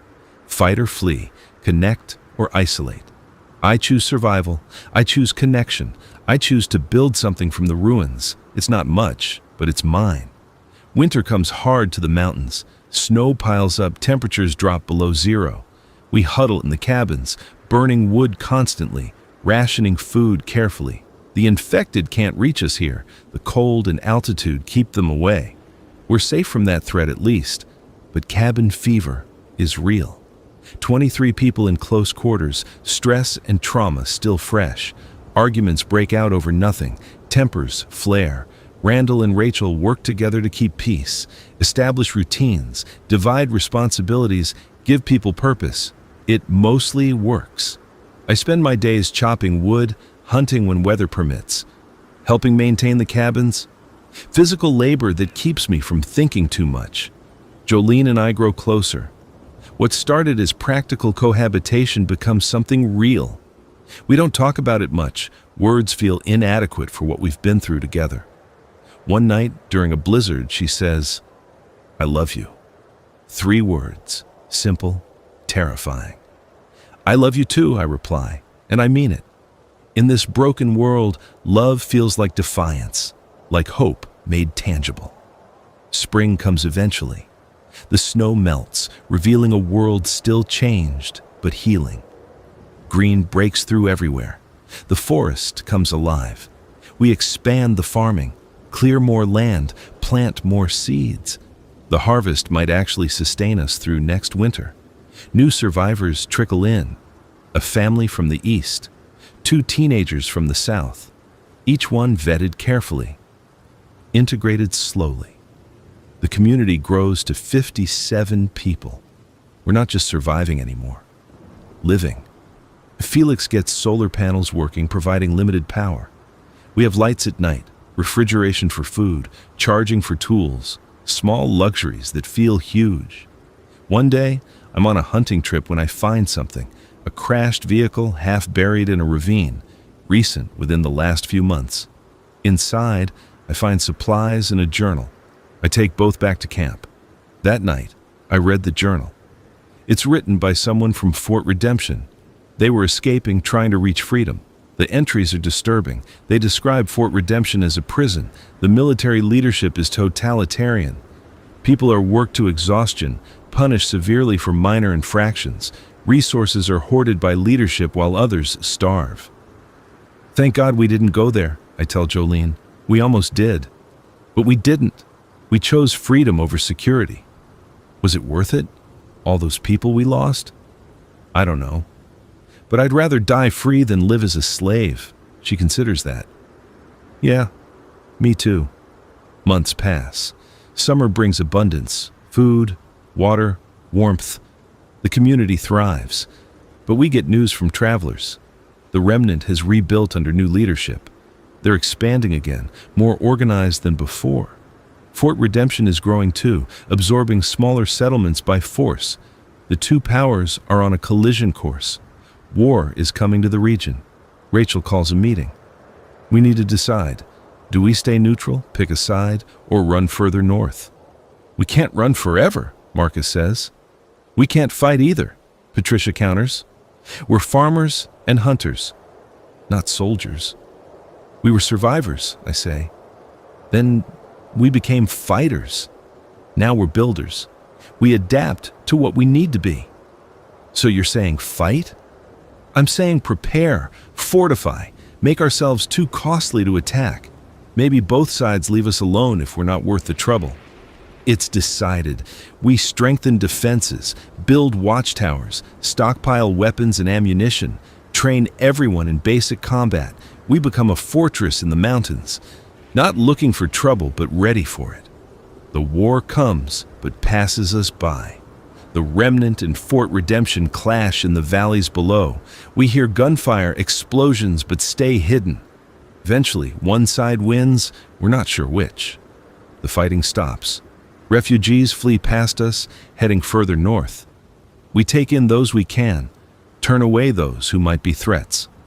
By the time winter comes again, we're 83 people strong, the largest community in the region that we know of. Rachel steps down from leadership. She's old, tired, wants to rest. A council is formed. Randall, Gina, Dorothy, Felix, and me. Me? I ask. Why me? Because people trust you, Randall says. You came from nothing, survived the worst, and kept your humanity. That matters. So I serve, making decisions about supplies, security, integration of new people. It's heavy responsibility, but I don't shirk it. Year 2 passes into year 3. The infected are nearly gone now, degraded to immobility. We encounter maybe 1 or 2 a month, easily handled. The real threats are human. Raiders, wannabe warlords, desperate survivors. We defend against them all. But we also find allies, other communities scattered through the region. We establish trade routes, communication, mutual defense pacts. Something resembling civilization is emerging from the ruins. One day, a radio broadcast reaches us. Not the remnant or Fort Redemption, something new. This is the Provisional Government of the Western Territories.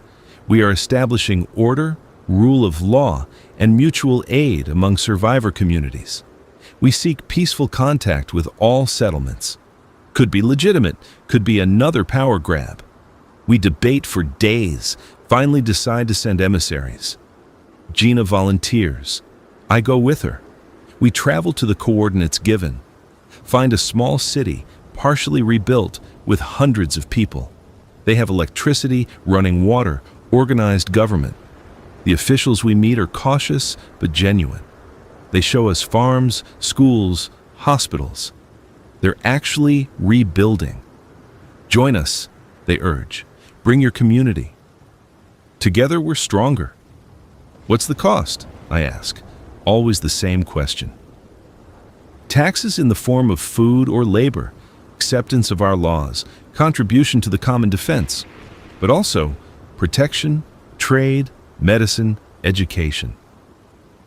We'll discuss with our people, Gina says. Back at the mountain, we present what we found. The debate is fierce. Some want to join immediately, others are skeptical. We've been lied to before, Jolene argues. Fort Redemption seemed good too. But we can't isolate forever, Marcus counters. Eventually, we need to be part of something bigger. The vote is close, but decides in favor. We'll join the provisional government, maintain our autonomy, but contribute to the larger whole. It's a leap of faith, but that's all we've had from the beginning. Year 3 becomes year 4, then 5. The community grows to over 200. We're not just a settlement anymore. We're a town. Children are born. First generation post-outbreak. They'll never know the old world. Only this one. Is that good or bad? I'm not sure. They're growing up with skills we had to learn the hard way. Hunting, farming, defense, community. They're harder than we were, but also kinder in some ways. Jolene and I have a child, a daughter. We name her Hope. On the nose, I joke. It's honest, Jolene replies. Watching her grow, I see the future. Not the past we lost, but something new. Different, but maybe better in some ways. The provisional government solidifies. Elections are held, laws are established, trade flows between settlements. It's not perfect. Raiders still exist. Resources are scarce. Arguments break out. But it's functional. We're rebuilding civilization one day at a time. Year 10 arrives. A decade since I hid in that police car in the municipal garage. The garage still stands. I visit it during a trip to Riverside. The car is there, rusted and empty. The supplies I left behind long since scavenged. I sit in the back seat where I lived for 7 weeks. The space feels impossibly small now. How did I survive here? Desperation, luck, stubbornness. I carve my name into the dashboard. Derek Vance, survivor. A marker for anyone who comes after. Then I leave. Drive back to the mountain where my family waits. Jolene meets me at the gate. Hope is on her hip, 3 years old now, chattering about something. How was it? Jolene asks. Weird, like visiting a grave. In a way you did. The old you died in that car. And who am I now? Husband? Father? Councilman? Survivor? Builder? Human. That's a lot of hats. You wear them well. We walk home together. Our cabin overlooks the valley where the town spreads. Lights are coming on as evening falls. People are living, working, loving. The apocalypse happened, the world ended, billions died. But we didn't. We survived, we adapted, we built something new from the ruins. It's not the world we lost. It's smaller, harder, more fragile. But it's ours. And that's enough. I think about that $7 coffee on the last normal day, the insurance forms I was filing, the life I had that felt so important, all of it gone, meaningless now. But the connections I made after, the people I fought beside, bled with, built with, those matter. Those are real. I survived because others helped me survive. And I helped others in turn. That's the lesson of the apocalypse. Not that humans are doomed, but that we're stronger together. The infected taught us that the hard way. As darkness falls, I hold my family close. Listen to the sounds of the town. Voices, laughter, life continuing. Tomorrow will bring challenges, it always does, but we'll face them together, because that's what we do now. That's who we are, survivors, builders, community, human.